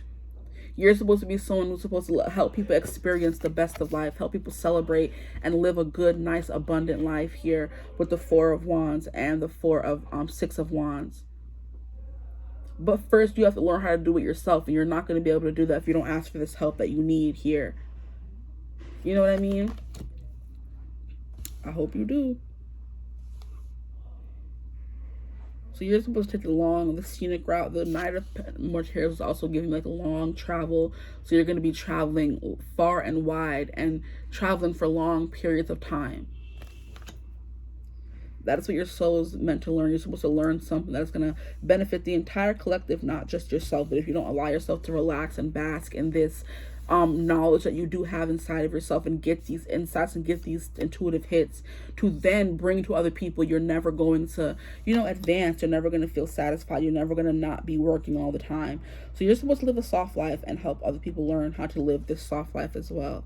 Okay, is essentially what I am picking up for what your soul is meant to learn, as well as other things as well. You're supposed to tap more into your intuition and learn these gifts that you have. Okay, yeah, with this freaking song that I was singing from Disney Channel, you're supposed to light a spark and then send it on. So you light the spark in your life, which will then light the spark and send it on and light the spark in everybody else's life. You're supposed to build up these dominoes for yourself and then knock them over, and then they're just going to be moving and knocking everything over without you even needing to do that, and while you're enjoying your life and having a good old time. So you're supposed to set these principles, set these standards, set these I'm hearing building blocks up for yourself, and then like knocking the dominoes over, and they just start falling down perfectly in your life. And it's like, so setting yourself up for success, essentially setting yourself up for living the life where you don't have to constantly be working all the time. It's giving passive income, where you already set the dominoes and the money just comes to you. And while the money is coming to you, you're out there traveling and getting more money, essentially, but not having to work for it. Like going and traveling the world and doing seminars and doing health retreats where you're teaching people to tap into their divine source and energy, and having retreats with people. And that doesn't seem like working. Meditating and helping people, and being the leader in your society, or a leader for this particular thing that you're supposed to let come through you, that's supposed to be birthed through you. You're supposed to lead other people into that life as well. And it's not going to be work. It's not going to feel like work anyway, because running a retreat don't sound like that stressful. And you're going to have people who are going to be helping you, like I said, servants or employees who are helping you while you're doing the easy work. They're doing the grunt work, which sounds kind of ghetto, but I mean, you're giving people jobs. You know what I mean? And the more employees you have, the less that you have to do for yourself, and the less they have to do by themselves as well. So you're building, I'm hearing a conglomerate, you're building a business, something that's going to, I'm hearing bring generational wealth and bring wealth to other people as well, in other places, in other societies. So now we're going to move on. I'm going to go in a different order than I did for group 1, because I almost forgot these cards. So I want to see what these cards have to say. No, I'm hearing do it the way I was doing it. Oh, I can never have no fun. Dang. Shoot. Okay, what was the first card that I pulled then? I think it was these ones. I'm like, I don't even know which is the first card that I pulled anymore. It was this. This is the Mystical Journey Oracle.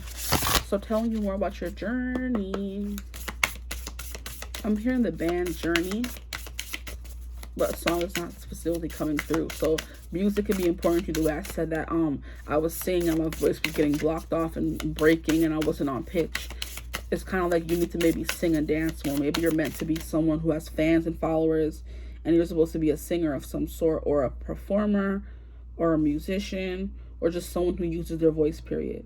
Because Journey, it's both a band, but they're very popular, I believe. And people know them from a bunch of different countries, so maybe you're supposed to be well known. Okay. What else is your soul here to learn? Please say what you suggest someone here to learn. Okay. This is the one I want to look at first. Inner child. Maybe you have to heal your inner child. And I kept bringing up all those instances or references to single mother or a two-parent household and a mother not having enough time. This could have been your mother. You're from that kind of generational curse where the mother never has enough time for her kids because she's either a single mother or the father's not there if the father is still alive or whatever. So you grew up seeing people always having to struggle and work, and you find yourself getting into that kind of same flow, and you're not supposed to. You're supposed to break that curse. With this inner child, you're supposed to heal your inner child and be able to give your children, if you want kids, the life that you didn't get to have, where the parent is very present. Both parents are present, honestly, if you come from a single parent household, where both parents are present and giving the kids what they need and helping them grow. And it's like, look at how bright and beautiful and sunshiny and colorful this is. So like I said, by breaking the generational curses, you are then healing your inner child and showing them that there's something different out there. I don't have to follow the same things that my ancestors, that my parents and forefathers did. I can set a new path and do something different. I don't got to follow in their footsteps. And as I'm saying, set a new path, we have path. Set a new path. You're supposed to make a new path. You're supposed to make the way. You have to forge a path in order for everybody else to follow behind that path. It's like going down the road less traveled. It's hard to start a business. It's hard to start from the ground up. It's hard to put yourself out there. It's hard to be different. It's hard to do things differently. But it's kind of up to you to do that, though. You're making that path a pathway. Because the way a road becomes a road is when a lot of people start walking down it. So you're teaching people how to start walking down a different road. And like I said, essentially following the road less traveled. And by following the road less traveled, you're going to then make it the road that's more traveled, or the road that can be traveled more. Because people will know what to expect from this road. Because you're setting the blueprint, essentially. Now we have shadow work. Yeah. You have some shadow work to do here.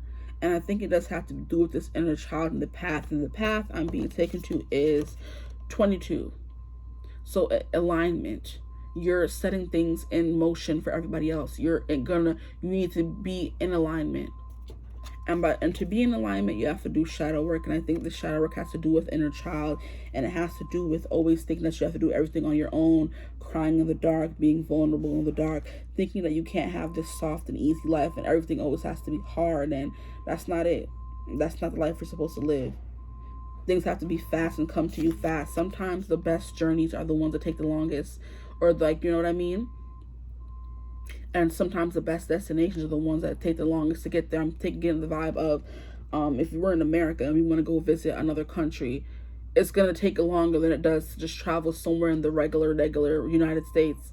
And that's because the destination is more, I don't want to say better, but it's just more extravagant. It's more extreme to get to. So it's going to take, the journey's going to be longer and it's going to be harder and it's going to be bumpier. You know what I mean? So yeah, shadow work. There's some shadow work that needs to be done here, definitely, in order to forge and set this new path. There needs to be some shadow work. So we're going to put that over here. We'll do that. And then what did I pull from next? I believe it was this deck I pulled from next. Because, yeah, I saved those for last. So. What lesson is group 2 soul here to learn? What lesson is their soul here to learn? while you're here, if you'd like a personal reading with me, you could always get in contact with me using my email in the description box below, or just DM me on Instagram and I'll get back to you as soon as I can. But if you like my vibe during this reading, you know, like, comment, and subscribe. Why not? Here we have change. I'm hearing the change in the wind. And it's kind of like I'm hearing displacement. So like I said, travel is very significant here. You're someone who's meant to travel, but it's also you're supposed to this is something you don't usually see, okay? It's usually planes in the clouds. It's not balloons attached to horses, but you're meant to ride somewhere because this horse is coming through here. And look at how it kind of looks the same. This could be the balloon and this could be the horse, and it's like taking you somewhere. So you're meant to travel somewhere. You're meant to go somewhere and do things. Like I said, I think travel is very significant for this specific group here and what your soul is meant to achieve or learn while you're here. Okay? Change. And you see how this is like the perfect moving thing? Because this is like, it's enclosed.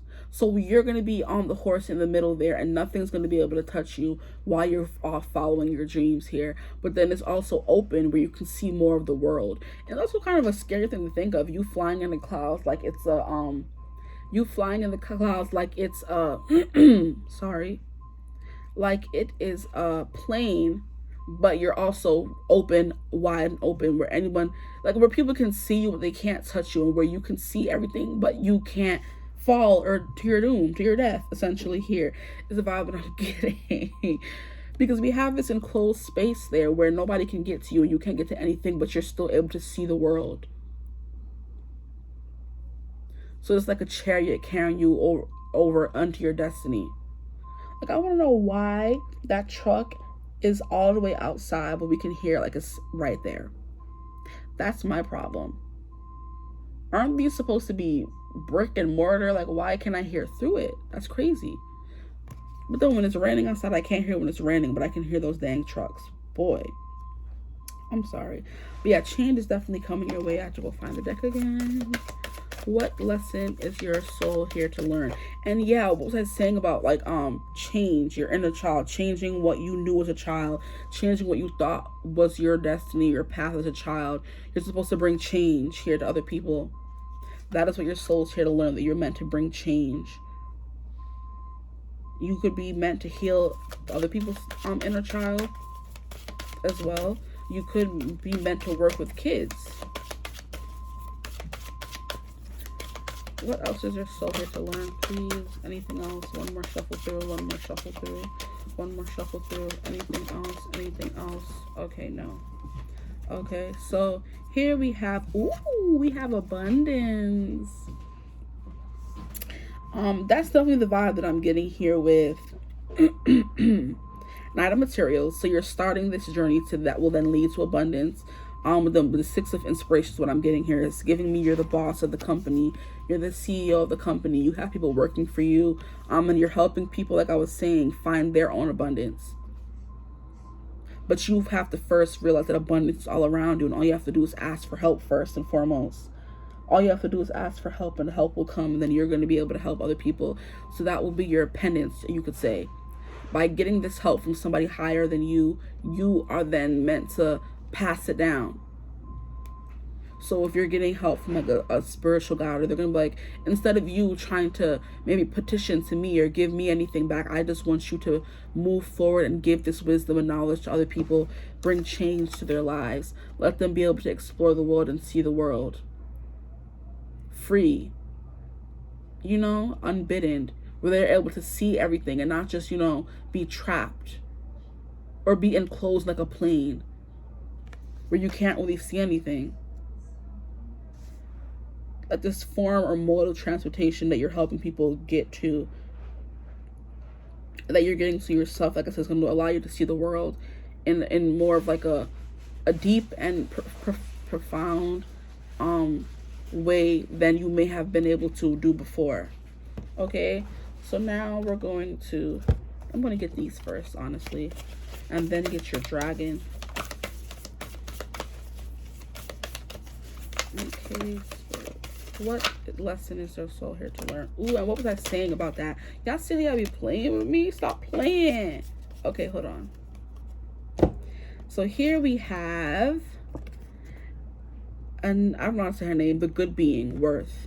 So we have worth and we have abundance. So you have to find your worth first. Like I said, you have to realize that you're worth living this soft life, that you're worth not always having to work and overwork yourself all the time, that you're worth like a little baby, and not how all the animals are coming to her, how you're worth being a near attractive energy in life, where you don't have to always constantly chase everything, where you can sit in your Empress energy and your abundant energy here and just attract things to you. Be in your feminine energy and to attract things to you, not always having to be in the masculine energy and chasing things, like always having to work, think that you deserve things, like, oh, you have to work in life in order to deserve to live a good life. Lies, negative.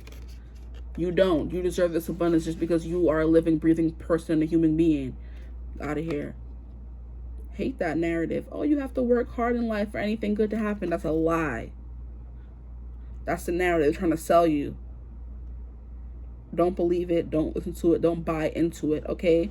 They just say that so you stay a worker bee.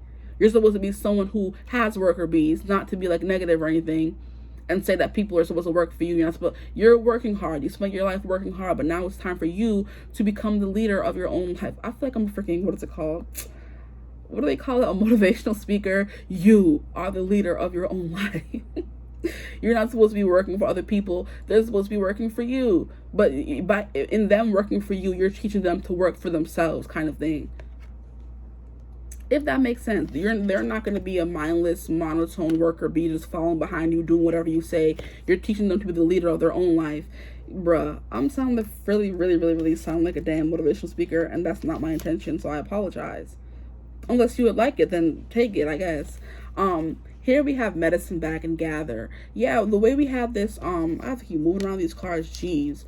The way we have this gather card here, and this is giving me something about the gathering. There's a gathering card in, I think it is it is either the Starseed Oracle or it is the Work Your Light Oracle, where they're just like, we have a gathering. It's like the gathering where all the like-minded individuals come together and gather, and you can feel the energy pulsating from that one place because so much power is within it.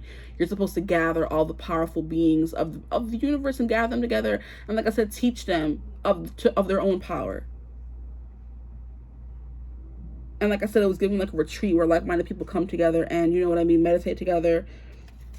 And then we have sacred medicine. This is your calling. You feel called to do something and bring sunshine and light and rainbows to everybody else. And I love how this is the front of what the deck is. I love when that happens. Sorry, back to our regular programming. Yeah, it's something you're supposed to feel in your heart space, something that you want to do. You want to help and bring light to other people. Okay, here we have the star blanket. We have transition. You're definitely going to be going through a transition soon. Transition from regular 9 to 5 to working your own, working on your own, working by yourself, things like that. That's a transition that you're going to be going through for sure. And here we have 7 generations legacy. What was I saying about generational curses over here? Where you have seen people past, present, you know what I mean? Work, dig, and mine the whole way through. Like, this is what you've seen your whole entire life. So you think that's what it's supposed to be, and it's not. Okay, you're supposed to make your own legacy, and your ancestors, look at them all behind our ancestors, like, and this is taking me, honestly, to a post that I saw yesterday where there was this Native American, I don't know. I think he was male presenting. Okay, I think he was a male. But then he had long hair like this, and he was basically teaching us a lesson on what he learned being in a Native American, growing up in a Native American community, saying that their hair is their power, okay? And they braid their hair, and when they braid their hair, they set intentions while braiding their hair.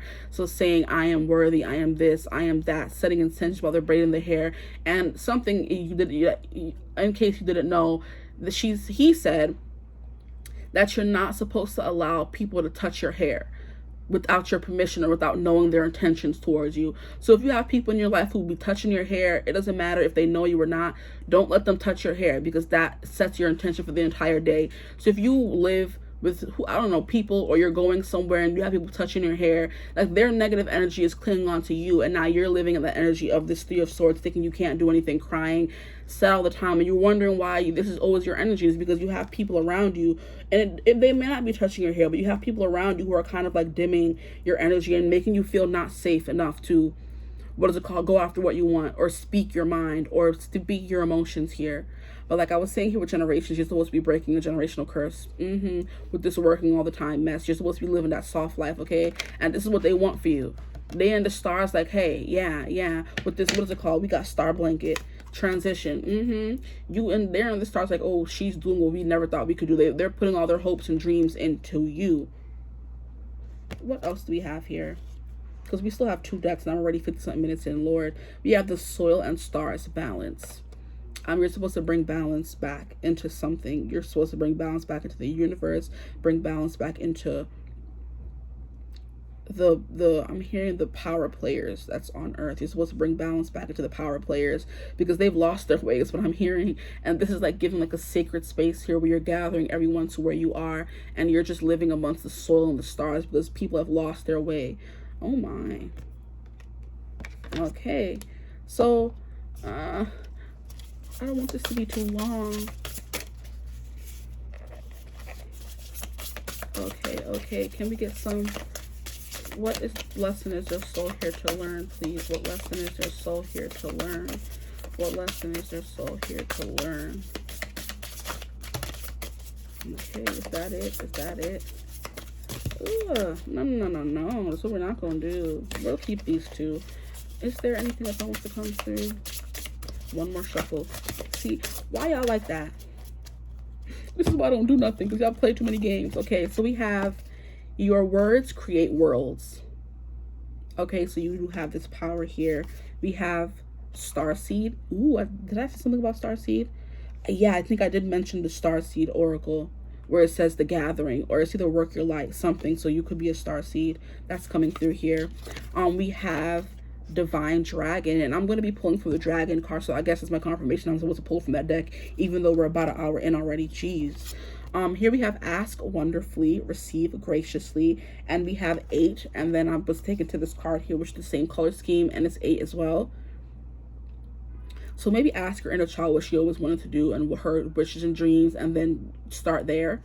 Ask her what she always wanted to do instead of what you're doing now. If you don't know the next way forward, ask your inner child, what did you always want to be as an adult, or what did you always want from your childhood, and then start healing from that point on. Now we have the alchemical artist, and look at, we have a star blanket, and then we have another blanket looking thing here. Stop playing. And this is 44, stability, protection. You're transitioning, you're learning something about yourself, building stability in your life. And then X here we have 10, which is completion. And something about art, like I was saying, singing, dancing, that could be important for some people here, or just speaking your voice. Here we have your greatest joy pollinates the world. These are the 2 that first flew out, and then these are the other ones that flew out. And then it says, there are no wrong turns. So every path that you take, every turn you take is leading you to your final destination. There's no such thing as you're going down the wrong path. It doesn't matter, because you will be redirected. The way the GPS, sometimes when you go down the wrong turn, the GPS redirects you to where you're actually supposed to be. That's what's going on here. But your greatest joy pollinates the world. That's what I was getting here, the 6 of Wands and the 4 of Wands. We were meant to have like-minded individuals gathering in one place, and you're supposed to travel to these places and people to help people live their life better. So now I'm going to try to at least get 1 dragon card. Can I get 1? I don't want too many. And y'all give me 3. Thanks. So this reading's probably going over into the hour section. Here we have freedom. Yeah, you're supposed to be young, wild, and free. Travel the world with all these things coming through here. Where we have the change card, where you're traveling in the skies. We have the 6 of Wands, which is travel as well. Which is, they said your greatest joys pollinate the world. We have divine dragon, which is also a creature that can, you know, move around and fly. Okay, so you're meant to fly, soar.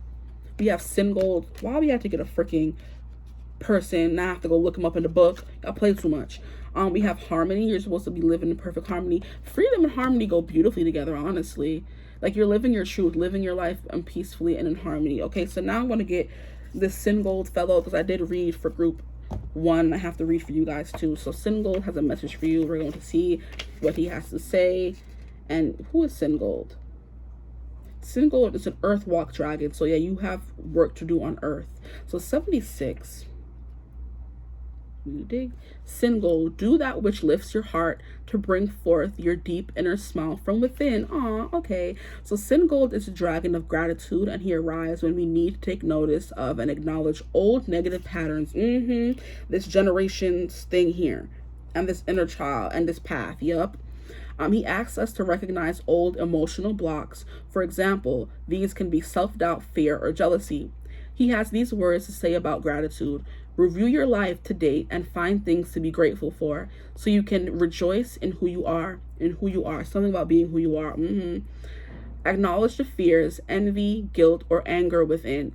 Accept the niggling doubts. Admit they are present, for they are a part of you. But you have no need to dwell here, for they are part of your past inner child. And are no longer relevant to your life now. Instead, revel in the pure joy of being alive. Seek the positive in your existence here on earth. Uncover the things to rejoice about. Do that which lifts your heart and brings forth your deep inner smile from within. Seek a totem to act as a reminder. This can be an object small enough to carry or wear daily, maybe a beautiful shell or a crystal. Set the intention with it to stay focused and focus on being joyous and grateful to that when this totem is on your person. It reminds you that all is as it should be. You are learning the lessons of gratitude and you are exactly where you should be now. Think, chant, write, sing, joy. What was I saying about singing, bro? Y'all play too much. Think, chant, write, or sing joy, happiness, peace, laughter, but above all, gratitude. Put it to music, dance with it, practice gratitude. There's something about dance that I was speaking about earlier as well. I'm sorry, I keep stopping. Practice gratitude numerous times daily until joy and feeling become an intrinsic part of your everyday life. Count your blessings until an attitude of gratitude resides in your heart and settles you into a new pattern of being. Go forward with love deep in your heart. Boom. That's it. That's the reading. Okay, so before this gets to the hour territory, I hope you enjoyed this reading. If you'd like a personal reading with me, you can always contact with me using my email in the description box below or DM me on Instagram. But if you like my vibe, join the tribe, like, comment, and subscribe. I'd love to have you join the Divine Tribe. And I hope you're having a beautiful, wonderful day whenever you see this video. And I'll see you in the next one. Bye. I made it. Hello, my gorgeous group 3s. Welcome to your reading. For those of you that are new to my channel, if you like my vibe, join the reading, like, comment, and subscribe. Join the Divine fam. We'd love to have you here. For anyone who would like a personal reading with me, you could always get in contact with me using my email in the description box below, or get in contact with me on Instagram, DMing me, and I'll get back to you as soon as I can. I have to just say that because when I get lost in the reading, it's a lot to start saying that at the end of the reading, okay? So I'm just going to start saying it at the beginning now. So this reading is about what lesson is your soul here to learn, okay? That is what this reading today is going to be about. This is a requested reading, so I'm glad to bring this to the person who requested it, okay? So, personal readings available, like, comment, subscribe. That's all done, okay? Now, so when I was channeling this, immediately when I put down the markers, I started getting messages. So with this message here, I had to write it down on paper since you guys were group 3, and I was afraid that I was going to forget what it said. So it says, the brown marker is someone who's meant to write and express themselves in general or through writing. What you have to say needs to be heard, okay? So you bring a very grounded energy between people, so you could be a very good advice giver here, because out of all the 3, the reason that I said that or felt that, because with all the 3 markers that I placed down, they were placed on 1, 2, 3. I like to write down what the topic of the reading is, because sometimes when I start filming the camera, I don't know, the camera just makes my mind go blank and I don't say everything that I could say. So I am someone who, it's better for me to write down everything, is what I'm now realizing. But besides that, that's not what made me realize. I'm like, which marker do I want to use to write down on the paper, which I can show you what I wrote down on the paper. And I chose the brown marker. So you're someone who's able to express themselves really well. You're able to speak very eloquently. You're able to write really well. You're good at giving advice. So I'm just like, okay, the people, since I felt called to write with the brown pen, you are there for the people who are meant to write, okay? And then I really like how my writing came out with this pen as well. So you could help people in that kind of way. So that's all that I have to say about the brown pen. But also brown is kind of like, you're kind of like a soft person. You could be soft spoken as well, because it's not like a dark, intense kind of brown. It's like a very warm brown. It's giving like cinnamon. So you could be someone who's sweet as cinnamon. You're someone who's very nice. You're someone who's very caring. You're someone who's very soft spoken and reserved. And because of that, you feel like you are not able to speak and say what you have to say a lot of the time, because you keep a lot of thoughts to yourself, even though they're very useful and a lot of people will benefit from them. You more so keep them to yourself. So I kind of feel like if it's hard for you to express yourself vocally, that you should write down what you have to say and still put it out there. If you're someone who's scared to speak, or you have a fear of public speaking, what you have to say matters, which is what I said, and it needs to be heard. So try writing it out. Okay, so that's what I have for the beginning of that. I don't want to spend too much time on the marker, but this is what lesson is your soul here to learn. I swear I write down stuff and then I can't read it back. I wanted to say what lesson your soul is here to learn, but I'm like, that's not what I wrote down. Stop playing.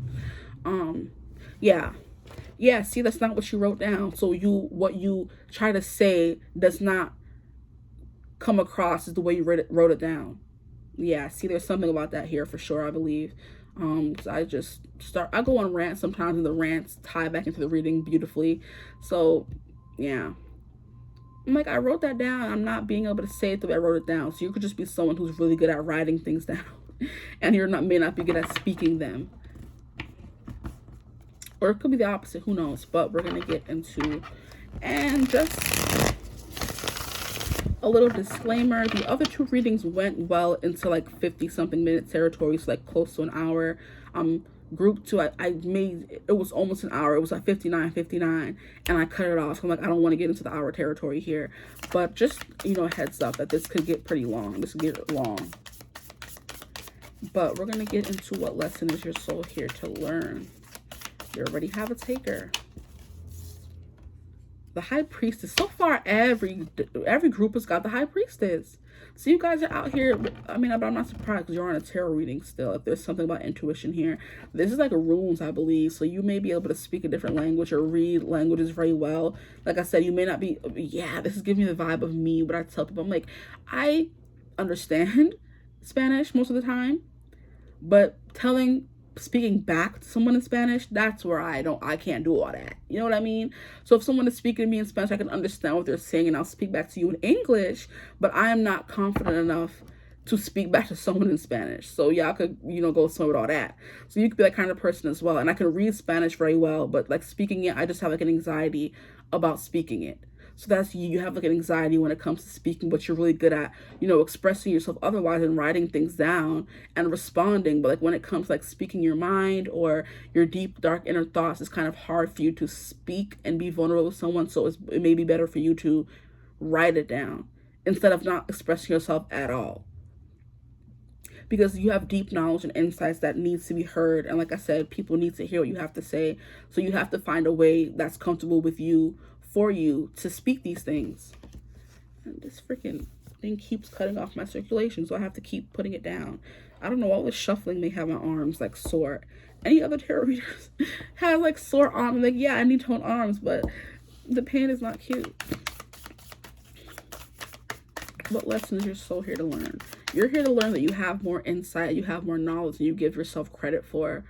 But the High Priestess usually was taking some time to come out for the other groups, but it's the first card to come out for you. So you just have knowledge and insights. And I'm saying you could be someone who's good at advice and you're very good at things of that nature, but you have trouble speaking it, or confidence issues speaking it. You don't believe in yourself, or other people have torn you down in the past, saying, it's giving me that scene from, what is the movie Sing, where Mina wanted to go try out for the musical and she had the best voice out of everybody else in the show, but when it was time for her to audition and sing, she was like, taking forever to start, and the stupid dusty crusty little mouse came on the stage and shooed her away, like, if you're not gonna sing, just go, move, and then he sang after her. So you could have that stage fright, that presence where you're not able to speak. That's funny that came through, and I said you may have stage fright sometimes. Okay, the message is already coming through for you guys, like, strongly.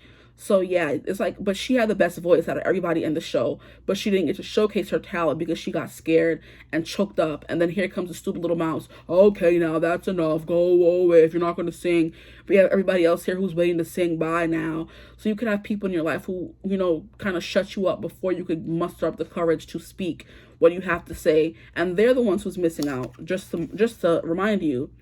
Because you have the knowledge to tell them things that they may need to know, but they don't stick around long enough to hear. Ooh, bars. How rude. Some people are just so rude. Like, not everybody that has something to say is loud and obnoxious and can, you know, speak very well and express themselves perfectly. Like, get out. Don't let nobody ever try to shut you up. You better knock them out. Like, excuse you, mind your business. You gonna wait for me to start singing and that's it. Oh, okay. Shoot. That's what you gonna do. Wait for me to say what I gotta say. And it could be older people in your life because that, I'm sorry, I'm still talking. But in the movie, the mouse was played by, what's his name? The guy who made Family Guy. His name was not coming to me right now, but the song that he sang gave me vibes of like old times. He sang My Way by Frank Sinatra, and Frank Sinatra is from, you know, not the olden days, but the past. He's like from the older generation. So before he passed away, he was older. So these could be from people in your life who are older, try to shut you up before you can speak, or who try to dim your light and told you had nothing of importance to say. It's giving when you grow up in a household where people think you don't have anything important to say when you really do. So you just stay quiet and don't tell them anything and let them live their lives where they want to. And when you have, you know, better ways of things they can do, they're not going to listen to you because you're younger than them and you don't know anything. So they're just telling you to be quiet because they know everything and you don't know anything. That's the vibe that I'm getting here. Where people, like I said, are shutting you up. And it could be people who are older because they're like, you have nothing of importance to say. I'm older. I know more than you. You have no insight. You have nothing to teach me. Da da da da. So just be quiet. Shut up. You know what I mean? That is the vibe that I'm getting here because the song that the mouse sang, he was a younger mouse. He's like probably in his 30s or 40s, but he was singing My Way, Frank Sinatra, and that's an older song from like the 50s or something. So it's like older people, it has that vibe, like older generation of people telling you to be quiet. You have nothing to say. You have nothing important to contribute. So just hush. Ghetto. So here we have the Seven of Voices, which is the Seven of Swords. Yeah, keeping yourself hidden away. If you felt called to group one, go watch group one as well. Because this is the vibe that I was getting from them as well. But yours came out, I would say, upright. So you're still hiding this version of yourself. You're still being meek and quiet. They needed to get out of this and get more into this. I kind of feel like you have both sides because it came out, like, I feel like it came out upright. I'm not even sure. But either way, the message is going to be the message where you have to kind of stop dimming your light and living in the grays and feeling like you have nothing important to say and start speaking. Whether there's always going to be people who don't agree with what you have to say. There's always going to be people who telling you to be quiet. But it doesn't matter what they have to say. It matters what you have to say, okay? Because the people with the loudest voices usually have nothing to say. Yeah. The people with the loudest voices usually have nothing to say. It's the people who are sitting back and observing situations, learning, what is it called? Absorbing information. They have things to say because they have been learning things and they have a different, what is it called? Outlook or overview. They have different insight into the situations and the people who are always talking instead of watching and listening and learning. So the people that are quiet, that are watching, listening, and learning, you know, fading into the background, living in the dark, not saying much, overlooked essentially. They have the most knowledge because they are seeing things from both sides. Because you know what it's like to live in the dark, and then you also know what it's like to live in the, you know what I mean?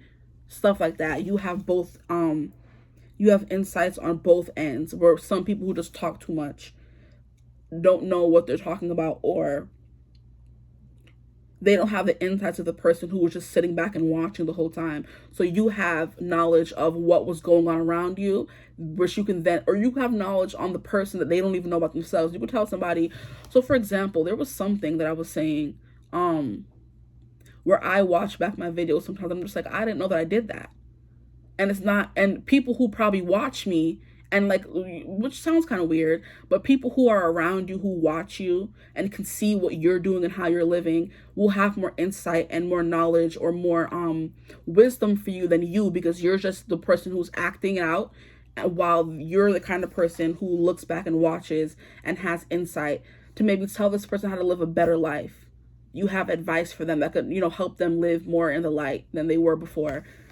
Like I was saying, you sit back and watch. Like I was saying, for example, people who may sit back and watch me may know that I make those mannerisms, may know that I talk in that certain way, may know that I act this certain way in a way that I don't know.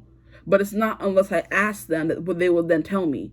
Or it's not until I watch myself back that I knew that I did certain things, if that makes sense. It makes sense to me. I hope it makes sense to you. You have an insight to certain things that other people do not have because you sit back and you watch and you absorb and you observe and you learn, and you can then go give knowledge to people that the other person who talks too much. So people think because you have a lot to say that you know what you're talking about when you really don't. Like I was saying before, instead of going to the person who was sitting back and watching the whole time, they can tell you what happened from start to finish because they was there watching. But the person who was acting and talking and chatting and flittering about can't tell you anything about what happened. So, yeah, I'm going to move on. What other lesson is your soul here to learn? What else is your soul here to learn? I just want to get all the cards out because going one by one is tedious. We have the Four of Emotions. Yeah, this is like feeling like you have nothing of importance to say. This is someone who is bored. This is someone who was just sitting back and watching life pass them by. Yeah, that vibe. This is someone who was sitting back and watching life pass them by, which is what I was essentially saying here. So thank you for confirming with the card. You think you have nothing to say, so you just sit back and watch life pass you by. So this is someone who's not living life. They're just watching life pass by. And you're not meant to do that, okay? Because you have all this insight and knowledge to give people, and by you just sitting back and not saying anything or doing anything, it's working to your disadvantage, the disadvantage of you and other people around you. So if you have something to say, say it. If you don't know how to say it because you're too shy or reserved or you have stage fright, write it down and send it in a letter, okay? I'm hearing, oh, what's that song? Man. Oh, it's the song with Beyonce and Alicia Keys. Say you love me, and then put it in a love song, Say you need me, and then write it in a letter form. Say you need something, say you miss me, and then text me on my cell phone. Something like that. So they're basically saying, if you love me, put in a love song, because how else will I know? And why am I doing this? Isn't this like this is what that thing that people do where they're like, oh, me, like nervous and cute and ditzy? Why is everything going crazy? There's always that one group where everything that I do plays into the reading. So I'm just like, if you say that you love me, this is me like emphasizing, and then I stop and I'm looking at the camera. I'm like, wait, isn't this what people do when they're like, trying to be cute and, anyway, shy and stuff like that? So y'all could be the shy people, but like, if you say that you love me, put it in a love song. If you say you miss me, text me on my cell phone. If you say you need me, put it in letter form. Like, if you can't say and express it, you have to let me know somehow. Shoot. But that song, I think it's Put in a Love Song, Beyonce and Alicia Keys. Say you love me, and put it in a love song, Say you need me, then write it in a letter form. Say you miss me, and text me on my cell phone. I like to think those are the words. What other lessons does group 3? Are they here to learn, please? What other lessons is your soul here to learn, please?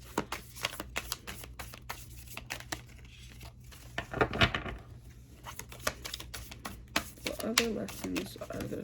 Okay. We have the Ace of Inspiration. So whenever these are coming out, it's like what you have to say means something. You are an inspiration to certain people. You may be the extra oomph or the push that people need to keep going with the Ace of Inspiration, because this is the Ace of Wands. So you are that advice that someone needs to keep going. You are that flame that sparks the wand they have, that starts something for people. So it's like, if you live your life, so essentially, I kind of feel like if you have ideas, those ideas will pop off, kind of thing. Because the Ace of Wands is someone who has an abundance of ideas and creative abilities and talents, and they're just like keeping it hidden, but her mind is going crazy with these talents, and this could be your gift. where you have all these ideas, but you just don't execute them because you keep them to yourself because you have a problem expressing yourself, or you have a problem being confident, a problem being outspoken. But like I said, if you can't do it that way, just put it in a love song. If you can't tell someone you love them, write them a love song. If you can't tell someone you miss them, text them or call them on the cell, not call, because obviously you have a problem speaking. Text them. You know what I mean? If you need someone, write it in a letter form. Like, you have these things flowing through your mind, but you're not saying it. Like, her mouth is shut. The ideas aren't coming out of her mouth. They're coming out of her brain here. And it's like, you have growth. Like, what I was thinking, what I was trying to say is that if you see a talent in someone, I feel like it's up to you to tell them about that talent, or make them realize something about themselves, because you have that gift to tell people certain things and to help them grow from that. You have the talent to help somebody grow and nourish people with your words. Yeah, you have the talent to nourish people with your words.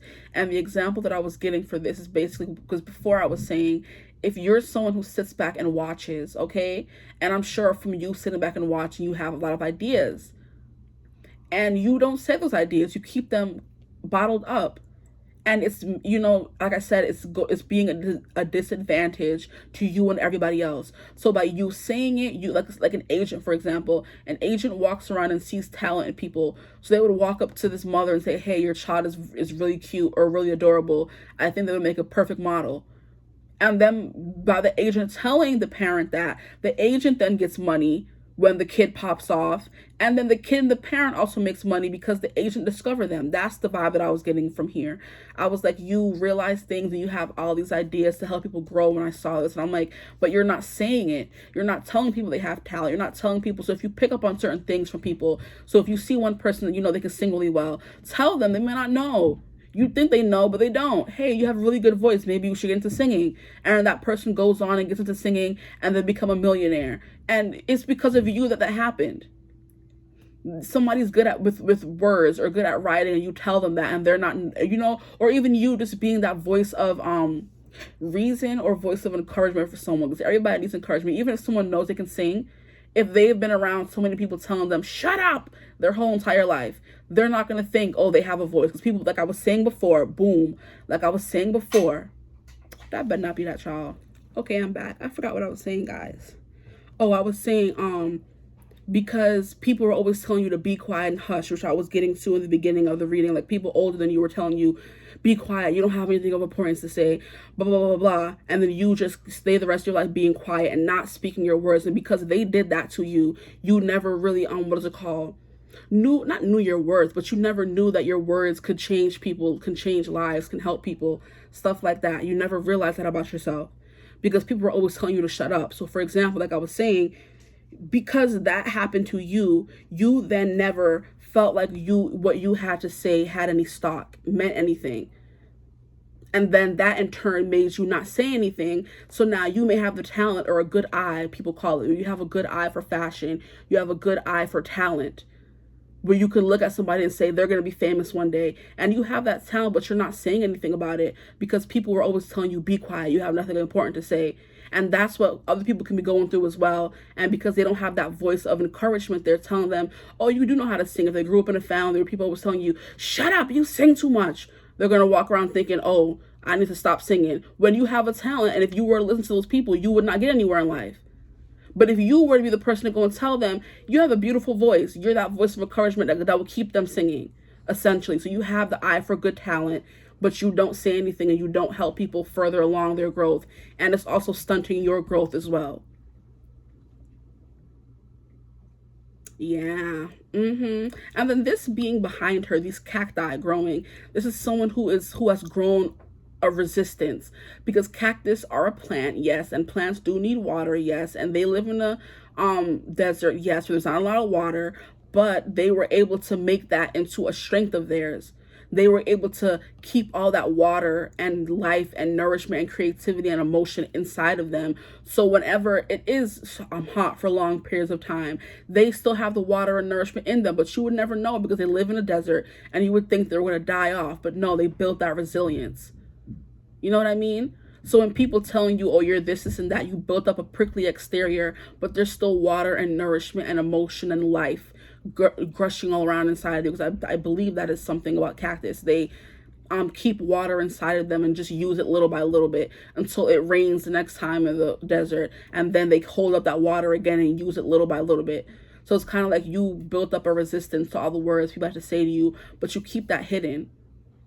You may keep your prickly and fiery and, you know, spitfire personality behind you or in your head. You don't let people see it. So you could be someone who's, like I said, very shy, very reserved, but you don't let people see that side of you. And that is what your soul is here to learn, to let that out and express it, because it will, that is a gift.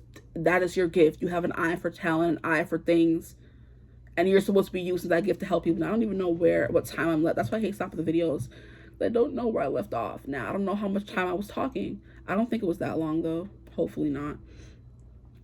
But yeah, just back to that thing where if you see someone has a talent for something, try to stop them and say them, and don't think that, oh, that you only can write it down. Try to be more expressive. You know what I mean?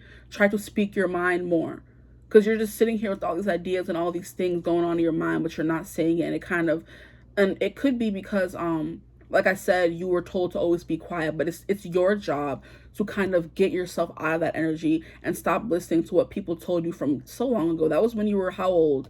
Like, we don't care about the past. We need to be healing from the past, because we have value. It doesn't matter. So you always being in that child mentality, thinking I have nothing of importance to say, is now overlapping into your adult life, and now you feel like as an adult you have nothing to say, but you're an adult. You have something to say. You have, you know, knowledge to wield. You have wisdom to give people, but you're just not giving it to them because you're keeping all these good nice ideas to yourself. It's like I'm saying, I feel like you have that kind of talent where you can tell people, oh, like, I know you're gonna go places one day. And just by you encouraging them, there's just something about you, that groundedness, that good advice that I was saying here, where your words need to be heard. People, for some reason, need to hear your words. Your words matter more than anybody else's. For some reason, don't ask me why. I'm just the messenger, okay? For some reason, what you have to say holds stock of people's lives, and it will encourage them to keep going. So like I said, if you say you love me, then put in a love song. If you think somebody has talent, write a note for them and give it to them if you don't feel like you can express it to them verbally. And this is also taking me to yesterday. I was on the train coming home from work, ghetto, and there was this guy who was on the train drawing a picture of another guy, I believe. It was like a quick sketch. I don't know what was happening because I was listening to my music and I was texting on my phone, okay? And, you know, just lost in another world. And it wasn't until the guy got to his stop that he got up and he was like making a big commotion, and he was like getting up and going to the doors and like doing something and scribbling something on a piece of paper. And it wasn't until I looked when he left that I saw a guy walking back on the train with a little sketch on it. And I guess maybe the guy wanted to sketch the guy really quickly, and he didn't want the guy to not get it. So he was like standing, and if you live in New York, you know, you're not supposed to stand in front of stop the doors from closing. But he was like standing in front of the doors to keep them from closing because he wanted to finish his artwork and then give it to that person before he left, because they're never going to see each other again, most likely. So it's like, that's what I'm saying. If you can't say or express yourself verbally, you can either draw or you can write and give that to someone, and that will, you know, brighten their day or set them on the path that they're supposed to go down, essentially. So I'm going to stop repeating myself. But like I said, next time you see someone with some talent or something, just tell them, let them know, oh, I think you should keep going, because for whatever reason, your words mean something to people and you keep them bottled up, which is not a good thing. Like I said, it's not getting you or anybody else anywhere. We have the Empress. Yeah, because I don't know, you breathe life into things.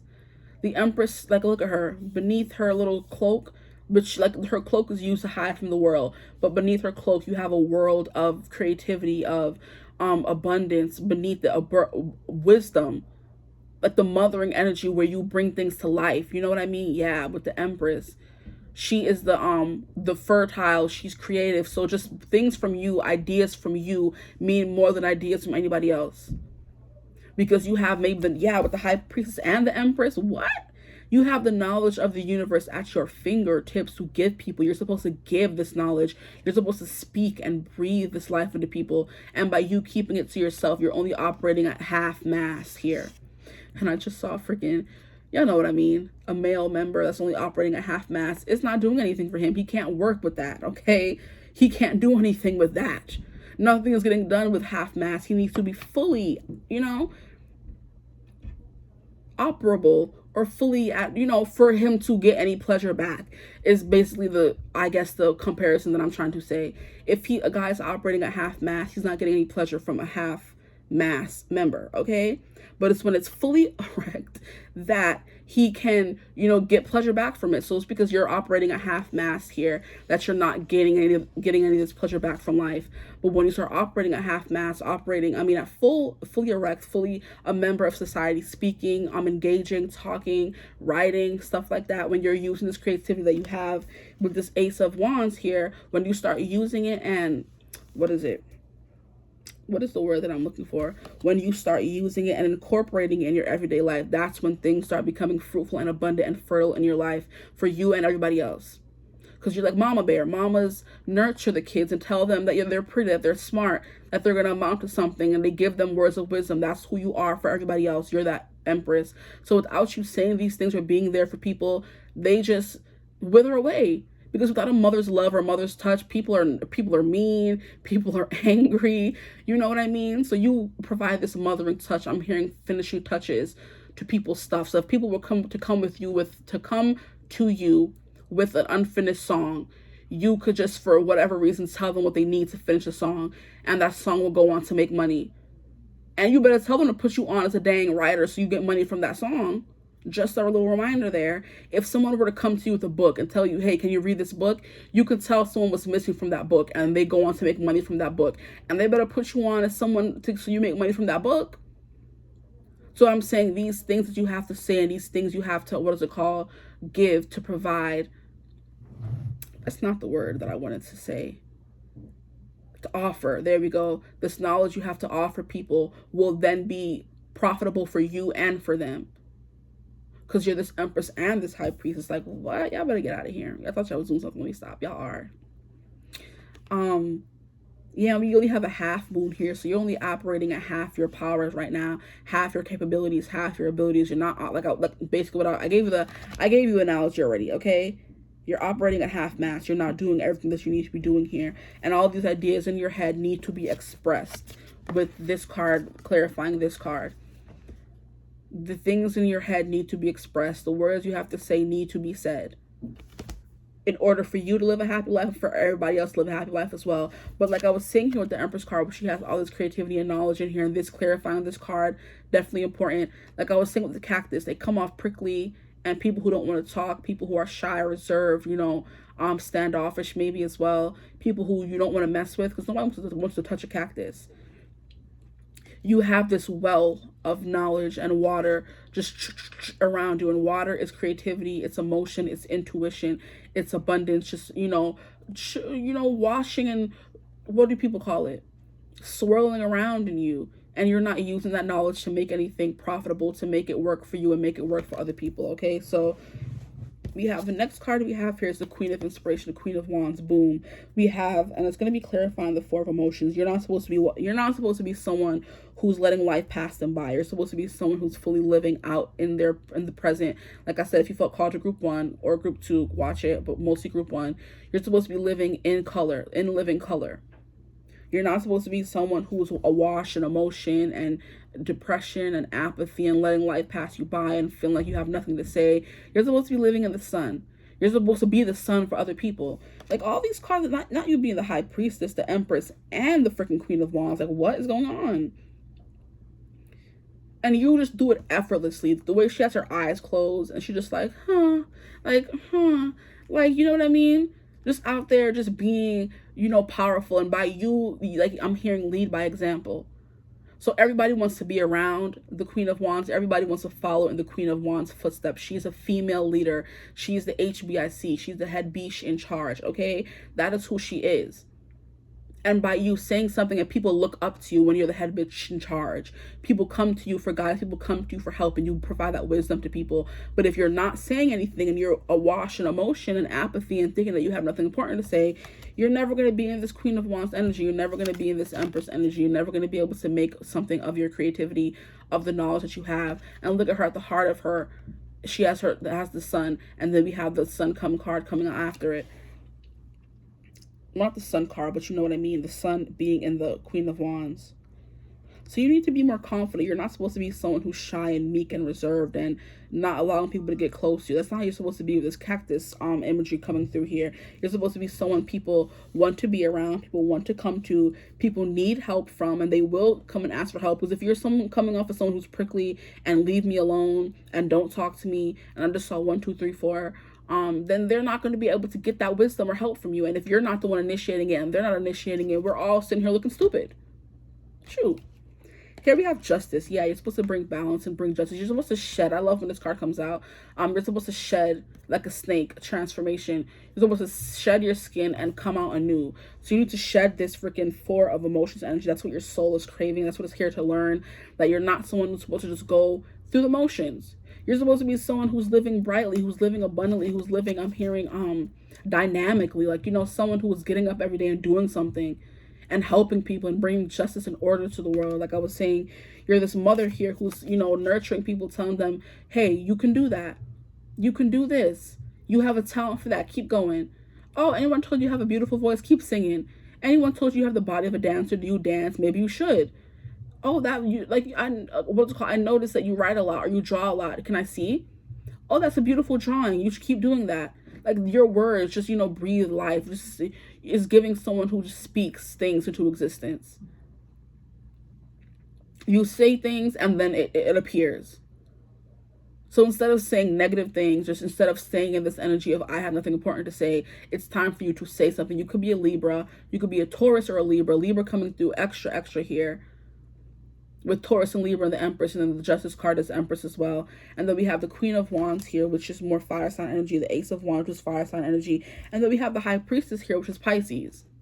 So those could be, I didn't even point out zodiac signs, but I feel the need to point out zodiac signs here. Zodiac sign is the ruler of the underworld, the ruler of, I think it's Neptune. It's the ruler of the watery, the intuition, the dream world, the things that are kept hidden in the dark. Shadow work, stuff like that. You're someone who's the ruler of that with the Pisces card here. But then you're also a ruler of things in the light as well, with the Sun in the middle of the Empress card here. So you're someone who can do it all. Like I'm saying, you have all the power of the sun, of the moon, of the universe here, the earth. This is, what is it called? Saturn. All the planets at your disposal. And I did just mention a planet, which is freaking hilarious to me, but it's not, because this just happens these days, honestly. Is it because the veil is thin? Let me stop. So I'm just like, yeah, I think Pisces is also Jupiter, but it is also 12th house energy, which I think is Pluto. Yeah. And then we have all the planets coming through here, which it's not even a synchronicity anymore, because this just happens. It's been happening lately, and I'm just gonna go with it. I'm like, not me talking about Pluto here, and then us turning it over and it being Pluto. Then we have Justice, which is Libra, and it's just balancing that. Yeah, like basically what I was saying here, balancing the dark and the light. That's what you're meant to do. You're supposed to be both, not just one or the other. And when you try to operate in one more than the other, it kind of leads to things not going the way you want them to. But you're more supposed to live in the light. Maybe it's because you've been living in the dark, why things haven't been going so well, because you're mostly in the dark when you're supposed to be operating in the light. That's something else that's coming through. Your soul wants to be in the light and wants to be in the sun and wants to frolic and play. And I'm hearing and bask the day away. One more card, please. What lesson is their soul here to learn? Please, group 3. What lesson is their soul here to learn? The Lover is interesting. What is this? The Hanged Muse. The Hanged Muse. Okay. So we have the Lover's card here. So it is, like I said, if you felt called to group 1, please go watch group 1. Because the Lover's card here, we have, I'm hearing a lover of life. That's what you're meant to do. You're supposed to be a lover of life. And you're supposed to teach everybody else how to be a lover of life as well. So I'm hearing, take me out, take me home. And I was, you're my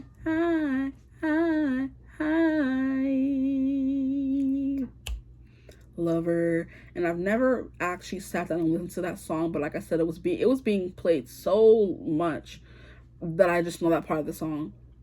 Or maybe it was just channeled, I don't know. But lovers, love can be important in your life. You could be holding yourself back from love. Transformation, again, coming through with the lotus. The lotus blooms in adversity. It blooms in a nasty, mucky, gucky swamp. So like I said, people who are always trying to keep you down, drag you down, keep you in the mud, keep you in the sludge, you ended up blooming anyway, or you will end up blooming anyway, because this is the last card of the spread. You will end up blooming anyway. This is the last card of your evolution. You're supposed to be a lover of life, okay? And this is also the card of choices. You're supposed to help people choose the right path, I believe.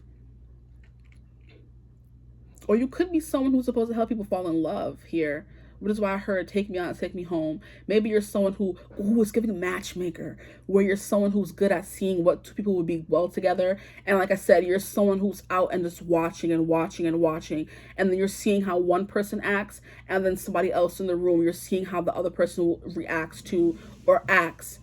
Or reacts. Maybe you're seeing a guy react to a girl and he's too scared to walk up to her, or a girl react to a guy and he's too scared to walk up to her. But with your words of encouragement, they could end up, being a pair. But if you didn't say anything, it would never happen. And then those people may are supposed to be together, but because you didn't say anything, that's like one life lost. Some children not being born. Dogs not being bought and have a forever home. Like, it trickles down. Like I said, it's a disadvantage to both you and the people who you don't say anything to. So because I'm seeing here these people on a path to each other, and one is looking down and one is looking up, and if they don't catch eye contact, they would never know the other person was there. And it's also giving me, oh my gosh, why is the show coming through? King the Land. It's a K-drama. Yes, I watch K-dramas. Get into it. It's better than regular TV. I'm telling you right now. King the Land, basically the two characters, okay? There was many a time when they were at the same spot crying or lamenting over something going on in their life, and they were this close. It was like a place where they would go and look out over the water or look out over the city. And anybody who watched the show knows what I'm talking about.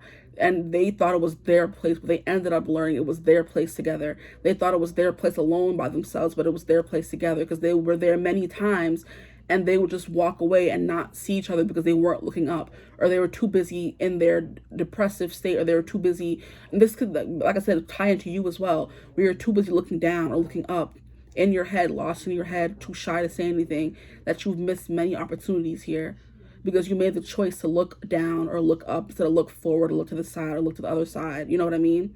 Or look around, essentially. So basically in the show, The King of the Land, those two would go to that spot, the lookout spot, and many times in the show, they were there together. But on like this close to each other, but just they were so focused on what was going on in their head. They were focused on their shortcomings. They were focusing on what was going on in their life, that if they would just look to the right, look to the left, look around a little bit, they would have saw their person that was right there. They ended together. Don't worry about that. But it's just like, that's what I'm getting here. These two people who are on the same path to each other, but they are not choosing each other or looking up to see the other person and then walk and meet each other at this peak here. Essentially is what I'm trying to get at. Can this, this fly get on my nerves? But also the same thing that I was saying, matchmaker, where you see two people in a room together and you see one guy looking at the girl and he's not saying anything.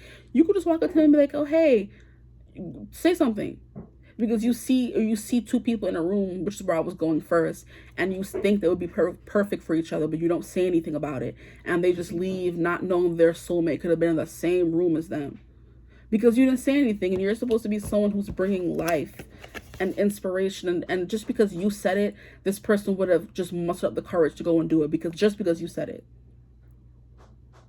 And you're stopping things from coming into fruition, stopping things from being a reality because you're not saying anything. That's what you're meant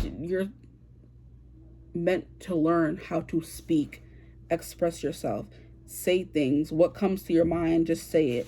Because you never know what will come for it. If you have a inkling to do something or say something or write something or tell somebody something, say it, because that inkling was placed there for a reason here. Now we're going to get into these cards first to see what else. With the Lovers being the last one, it's about choosing. It's about looking up from this going through the motions card. and I'm hearing that song from Buffy, going through the motions, something losing all my drive. I can't even see if this is really me, and I just want to be alive. So this is the episode where, if you watch Buffy, you know this is when her friends brought her back to life because she died, and now she can't find joy in life anymore. She can't be happy for whatever reason, because she said that when her soul died, she felt like she was in heaven, and her friends pulled her out of that heaven and brought her back into the ghetto life that she lived every day, where she has to kill demons and kill vampires. And she's like, my friends, the people who were supposed to be here for me, took me out of heaven and brought me back to this ghetto earth. Why did they do that? And she doesn't want to tell them that. She doesn't want to hurt their feelings. She doesn't want to, bring reality to the situation and tell them that, hey, I think that I was in heaven. So throughout this whole season of season 6, she's going through the motions of not wanting to be alive anymore. Just going through the motions, losing all her drive, not wanting to get up, not wanting to go to work, not wanting to be a parent to Dawn, stuff like that. And Giles finds himself picking up the slack. And in the musical episode, that's where we finally understand, which is like, I'm going through the motions, I'm losing all my drive, and I can't even see if this is really me, and I just want to be alive. Which is essentially what this whole spread here is basically saying, where you're going through the motions, and you don't even know what's you. You don't know who you are because you have been so repressed. You know what I mean? You think that you're someone who's this prickly cactus when you're really not. You're this... I'm hearing a ficus, is that what that is? Or a succulent. Where while cactuses don't need that much water, they come off prickly and they will hurt people who get too close. The succulent here, they don't need that much water, but they look succulent and juicy anyway. Like, I don't know too much about plants. That's what I'm getting. Like, this is a and it's still a cactus, but it's a pretty looking cactus in this one down there. But it's giving a succulent where you look cute and juicy, but you're still containing all that water and not coming off so prickly. As someone who's dangerous that people don't want to get close to. You're getting into this Empress because it'd be like a nice juicy looking plant. Who doesn't? You're going to be looking juicy and attractive here with this Empress card here. You need to get into that energy. You need to move on from the prickly and get into the attracting energy here. So maybe lessen your masculine, more on your feminine, or like I was saying before, if you're someone who doesn't speak up or say things they want to say or live the way they want to live because of what people were telling you from the past, then it's time for you to change that. Now, I've been showing you this card for the whole time. Resistance. It's time for you to stop resisting what you know to be true. Okay, so if this resonated, that's the vibe here. But I think I lost what I was gonna say. Yeah, that song was coming to the Buffy song where she's like, she's living life but not living life. She doesn't feel alive. You know what I mean? She hasn't found her bliss, her heaven yet, because they took her from that heaven, and now it's just like, you know what I mean? And it's kind of like giving a dissociation when you're someone who's used to living a certain way, and then you get dropped back on Earth. So if you resonate as like a star seed or stuff like that, and you were used to living a certain way, and then you just got dropped back onto this ghetto Earth, you're just like, why am I back here? You just feel not at home all the time, which is not the stigma, but the association that goes with being a star seed, where you feel like you're from a different star system and you don't fully ever feel at home on Earth because you were born or birthed or lived another life somewhere else. So this could be you as well, where you're just always going through the motions because you felt happier from this star system you were from, and then you just got born, placed on Earth. You're just like, excuse me, what is this? I don't like this. And you don't feel like you're your true self. You don't know if you're alive because you're just like going through the motions. But I'm gonna start pulling these cards. Going through the motions. What lesson is your soul here to learn, please? Because you never fully feel at home no matter where you are on Earth. But it's kind of like home is you. You are home. Your mind, your soul, that's your home. It doesn't have to be a place. It's a soul. It's a feeling. So just kind of like start expressing yourself more. And it wasn't until she told her friends how she felt. So expressing yourself, which is in the musical episode. At the end of the musical episode, she finally reveals that, hey, she thinks she was in heaven. And then all her friends like, oh, God, shock. because they weren't able to let go of her and let her die in peace. She died doing what she loved, what she was meant to do, being the slayer, and they wanted to come and bring her back thinking they were grown and snatched us up out of heaven. Rude. So yeah, if you do resonate with Star Seed and you think that you were snatched up out of your place and brought here to earth in this ghetto and you don't ever feel at home, speak to someone about that. Express yourself and try to find home here. We have trust here. Trust in what you know, trust in what you feel. Like I said, if you feel called to tell somebody something about themselves, please do that. And trust also came out in group 1, so that's the last time I'm gonna say go check out group 1. Unless more cards from group 1 come out, then I'm gonna say it again. I can't really see if this is really me, and I just wanna be alive. Here we have connection. Yeah, can I get a connection? Can I get a connection, baby? Connection by what are they called? Bro, that's rude. By the something. Connections coming through that song, and it's right there on the tip of my tongue, but it's not coming through. But yeah, I feel like with the Lovers card here and all these things here, I kind of feel like you may be holding yourself back from feeling a connection, running away from feeling feelings, period.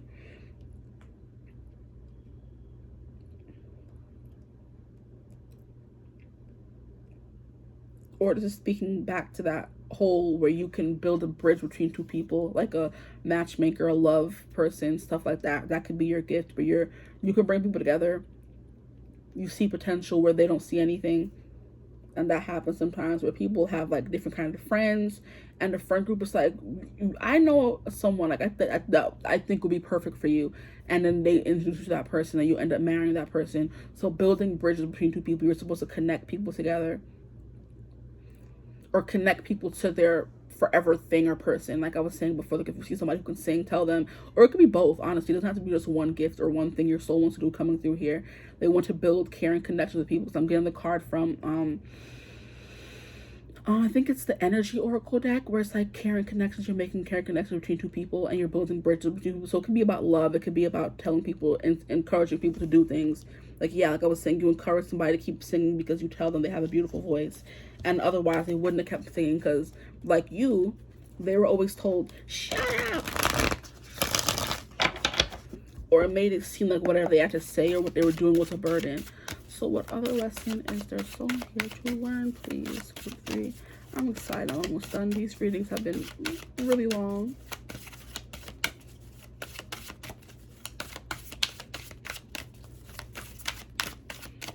I almost didn't get up, but I watched the reading yesterday about what my October was gonna be about or be like, and the reading was basically like, don't stop what you're doing. I'm like, oh yes, okay, I'll keep getting up every day and filming, sure.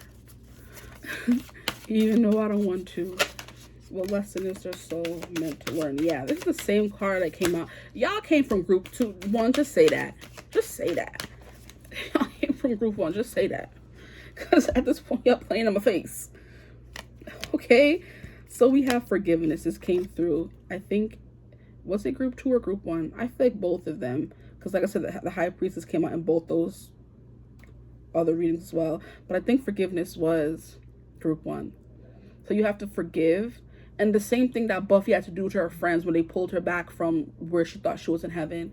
She had to forgive them. But that means you have to tell somebody what they did to you first. So I kind of feel like somebody hurt you and in your life and you're not telling them what they did. You have to forgive them, whether you let them know that they hurt you or not, and move on from this thing. And look at how she's kind of reaching up for the moon. So I kind of like that starseed thing is coming through again, where you feel like you're not supposed to be here on Earth, or you don't feel at home here. You're just like, can I go back to where I came from? And they're like, no, you have to learn to be happy here. Forgiveness. And I'm hearing forgiveness from Hamilton, where essentially, I swear, I always have a story. Can I just shut up? Jeez. In Hamilton, but it could be important, so I'll say it. Jeez. Hamilton cheats on Eliza. She writes the whole burn song where she burns every letter and every memory they made together. She says she's taking herself out of the narrative, so she's not saying anything regarding the situation. Removes herself completely from the narrative of him cheating on her. Okay, now, their son dies, Philip dies, and they move uptown, and Hamilton is like going through a lot because it's partially his fault their son died, okay? And he's begging her, Eliza, to forgive him. And essentially she does forgive him, and then that song comes on and says, forgiveness. Can you imagine? So they're basically going through the unimaginable. They move uptown, they're mourning the loss of their son, and Hamilton essentially comes to Eliza and says, I can't mourn and grieve without you. Can you just forgive me? Like, I can't be mourning the loss of my wife and then mourning the loss of my son at the same time. You need to give me something. It has to be one or the other. So essentially she does forgive him for cheating on her, and they end up staying married and having kids and da-da-da-da. So, but it's like, they're going through the unimaginable. You could be going through the unimaginable, and the forgiveness is what helps them bridge that gap and heal together and live many more long years married together. So that could be for someone here, but you have to forgive a ex-partner or a current partner or something in order to move on and be happy with this person. There needs to be some forgiveness on the board here. Here we have courage. So like I was saying, have the courage to talk more, speak your words. If you have to build up to writing them down before speaking them, that's fine. But you need to get to this point here with the Empress and the Queen of Wands and the Ace of Wands. And, you know, to the point where you have to speak your mind instead of always having to write it down. But you can start with writing it down. You can keep writing it down. You can write and speak it. But it's giving the vibe of someone who's writing their music but not singing it. So you can write it down, but it's not going to give the full effect if you write it and sing it, which is giving Julia Michaels. I'm sorry, I always have a story. She's a singer who writes a lot of hits for like Justin Bieber and Selena Gomez. And she was like, I used to stick to songwriting because I didn't feel like, something like I didn't think anyone wanted to hear my voice, or I was too shy to speak my stories, the stories that I'm writing in these songs myself, until she did. And she made a career of it. She has millions of followers. I love her. Y'all see me use her music on my channel a lot. So it's just like, if she never would have taken that leap to become a singer-songwriter, not just a songwriter, making money off of songwriting, she never would have known her talent, and she would have known how far she would have gone. So she went from writing to singing and being a singer-songwriter. So that's the kind of vibe. Like, if you have to start with writing, that's fine. You're an amazing writer. But you have to get to the point where you're going to be able to speak it as well, sing.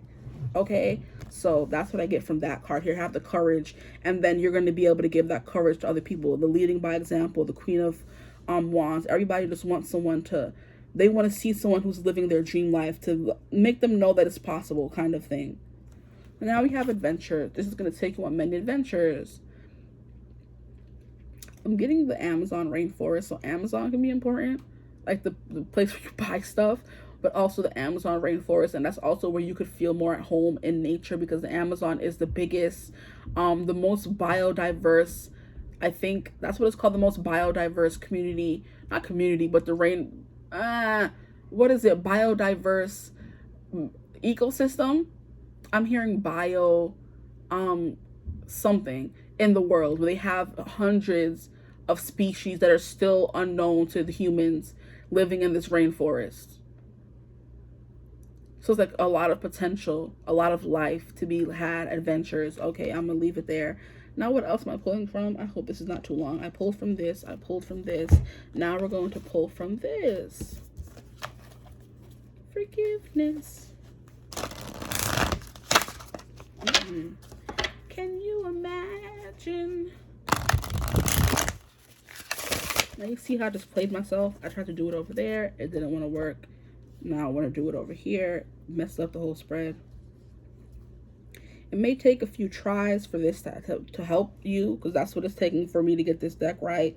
It's going to take a few tries for you to get this on track and to feel confident enough doing this. But eventually. And I'm hearing, and the sun will find us all eventually. Eventually by the Naked Brothers Band. Basically, they're saying the sun will find you eventually, which is coming through in most of these cards here. Okay, now we're back to looking somewhat organized. Okay, what soul is there? What lesson is your soul here to learn? That is too much. Okay, what else? Also, what lesson is there soul here to learn, please? Group 3. Group 3, Group 3. Group 3. One more shuffle. Group 3, Group 3, Group 3. Okay.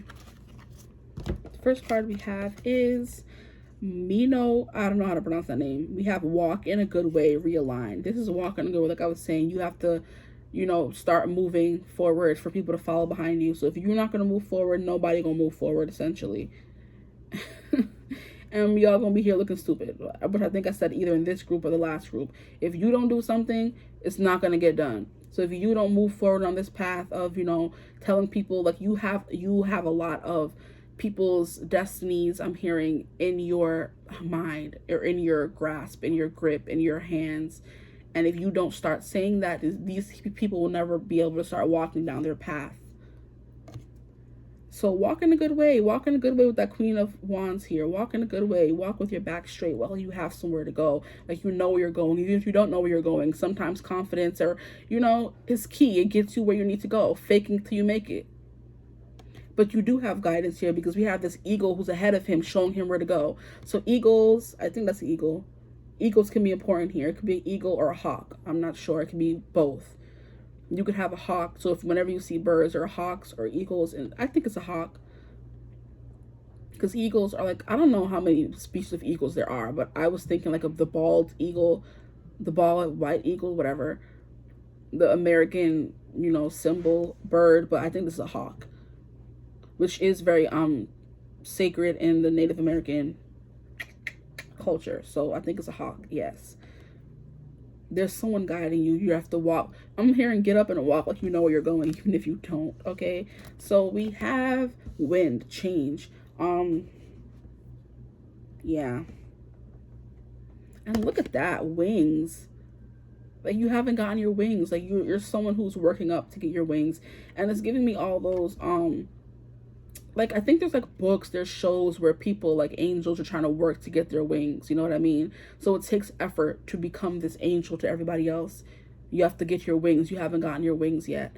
And your wings allow you to fly. That change is coming. You have to, you know, make the move to be able to get these wings first. And sun imagery again.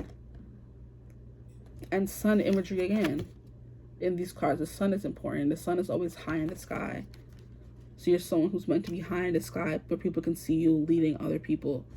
Like, I'm hearing lead the charge. Okay, so we're going to get some cards from here, and we're ending with the dragon oracle, because there's always a dragon in there that I have to read from the book, and I learned the hard way in group 1 to just leave it last. So I did that in group 2, and we're going to do it for group 3 as well.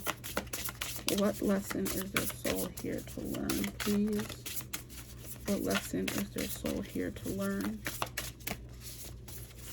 What lesson is their soul here to learn? These are very slippery. Like, they're shuffling very messily. And it's not just you guys. It was. Okay, now that's better. So maybe I wasn't handling the situation correctly. You're not handling the situation correctly, so everything feels messy. I'll take that as well. Can I get what lesson is their soul here to learn? Okay, that's good for me. The first card that flew out is this card, which is Divine Dragon, which came through in group 2. Like I said, maybe there's somebody who's watching all of these groups straight through, which I feel like they kind of all do connect. So I ain't mad at you. Divine Dragon. Then we have 3 and 3, which makes 8 together. Divinity. You know, things always ending up where they're supposed to go. As long as you follow the road that is, you know, follow the yellow brick road. As long as you follow this path, it's all going to lead you back to where you're supposed to go. You have to start walking first. Which puts a message for another group. I think it was group 2. Where as long as they take that first leap, it's going to lead them to where they're supposed to go. So maybe, yeah. And change, they don't want to say it because they don't want to keep telling y'all, oh, choose this other group. But change came out in group 2 as well, but in another different deck. But yeah, so Divine Dragon. And this is giving me this dragon being like, this is giving me the spirit element from the animal spirit oracle cards, where the dragon is a cosmic element. He's not like earth, fire, it's spirit. So this is the next card that came out. We have the alchemical artist. This came out in group 2 as well. So like I said, an artist. So you could be like I said, you have an eye for art, an eye for talent, or you could be the talent yourself. But you're also supposed to, yeah, because like I was saying with the singer-songwriter, don't just write your songs, sing them as well. So some of y'all could be artists here. We have thus one journeys to the stars. Thus one journey to the stars. Okay, so then one journeys to the stars. Like I was saying, starseed, you could feel. And starseed came out in group 2 as well. Thus one journey to the stars. I'm like, what are y'all saying? It says see itar ad astra. Is that like a mantra or something? I'm about to look that up because I'm interested in that. The phoenix rises into joyful abundance. Yes. Like death and rebirth. Like I was saying with Buffy dying, her friends bringing her back. There's something significant about that. You may feel like you're dying inside, or depressing, or something like that. But it's like you're going to be rising from the ashes of that, of the feeling like you're living a drab life, feeling like you're a starseed or in the wrong place. You're going to be rebirthed from that. You were meant to be here at this time. I just heard with this Empress energy here. It's giving the Empress energy where you're bringing life from death. Life is blooming from death. Okay, now we have I am galactic starseed blooming. Why?